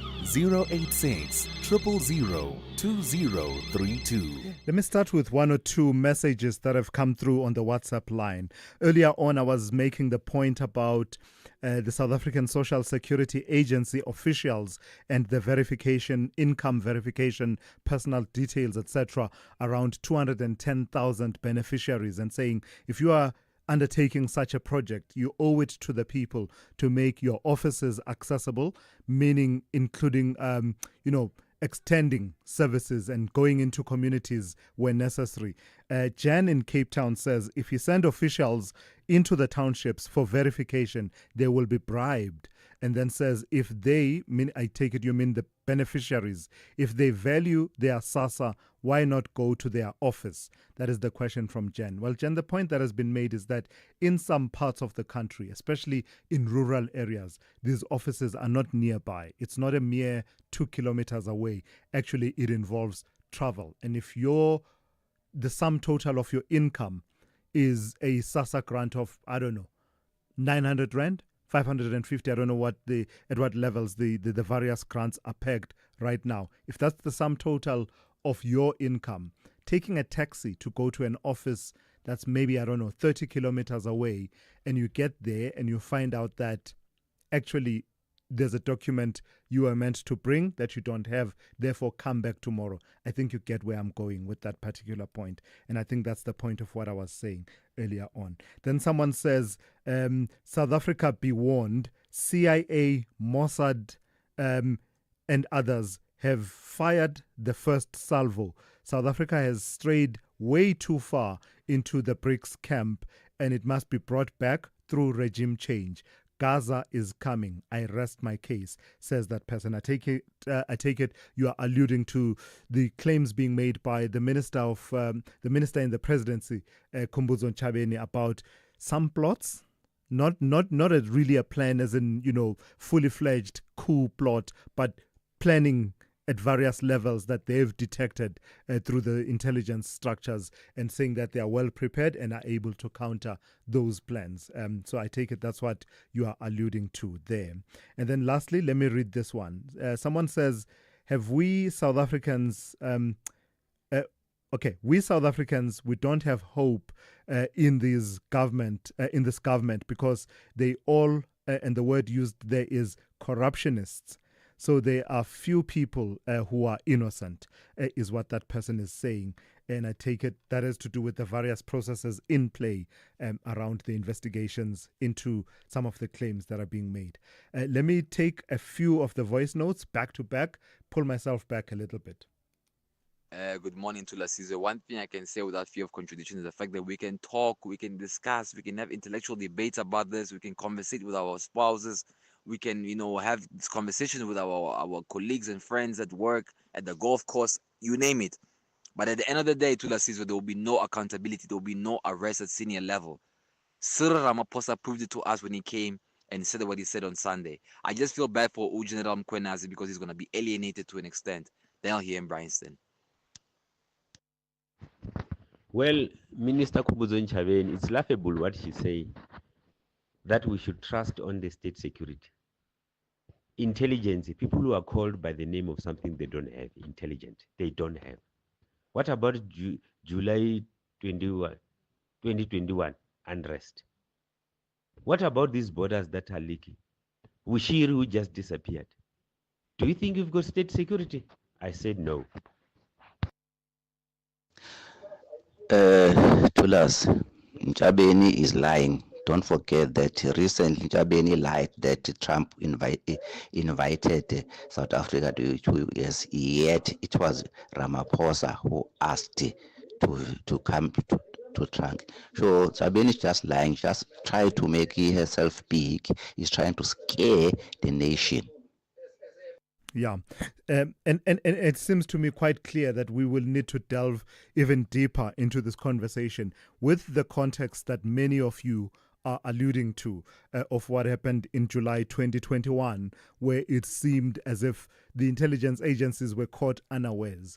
I always make the point that no disrespect intended for any part of the country, but there are specific parts of the country where you knew in July 2021 that if anything is going to go pear-shaped by way of that protest turning violent, wanton destruction, there are areas where I'm not an intelligence officer, but even I knew that, you know, if I was responsible for deploying, let me give you what happened in Moy River with all of those trucks that were set alight. Guys, I'm not a cop. I've never been a cop in my whole life. But if I was planning at that time, I don't want to lie to you, I would have ensured that there's enough policing and backup around areas around Moy River, because you know there's a history and a context to all of these protests that goes back years before. So what I'm talking to is the levels of confidence that I'm hearing coming through. People saying that if you could not plan and predict back then, there's not much confidence that you've done enough improvement to the intelligence systems for us to rest easy, knowing that any plan around a coup, you've got it covered, right? I guess that's the point that I'm making. Let me take this one about Senzo Mchunu, and then the next one about the Premier of the Eastern Cape, Oscar Mabuyane.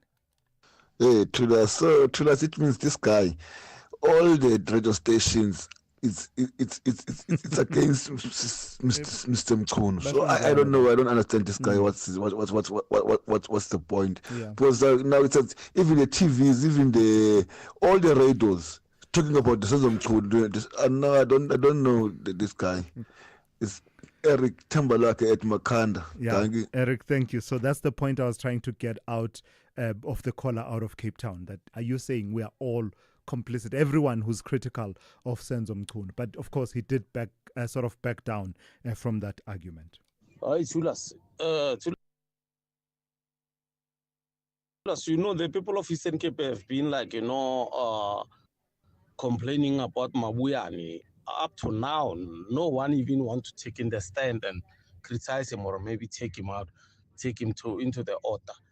I think if maybe it was maybe the Metropolitan, Joburg, whatever, PE, Cape Town, Durban, they will even attend it. The opposition party will attend into it very soon.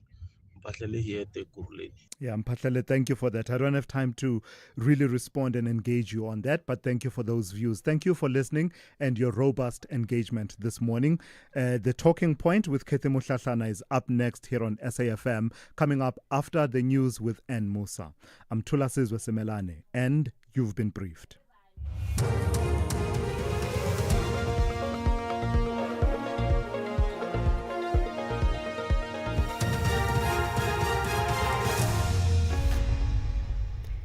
In our top stories, Satao demands a clampdown on illegal foreign truck drivers, and security strategy flags possible coup threat in South Africa. Good morning. The South African Transport and Allied Workers Union, Satao, is calling on road freight and logistic companies to stop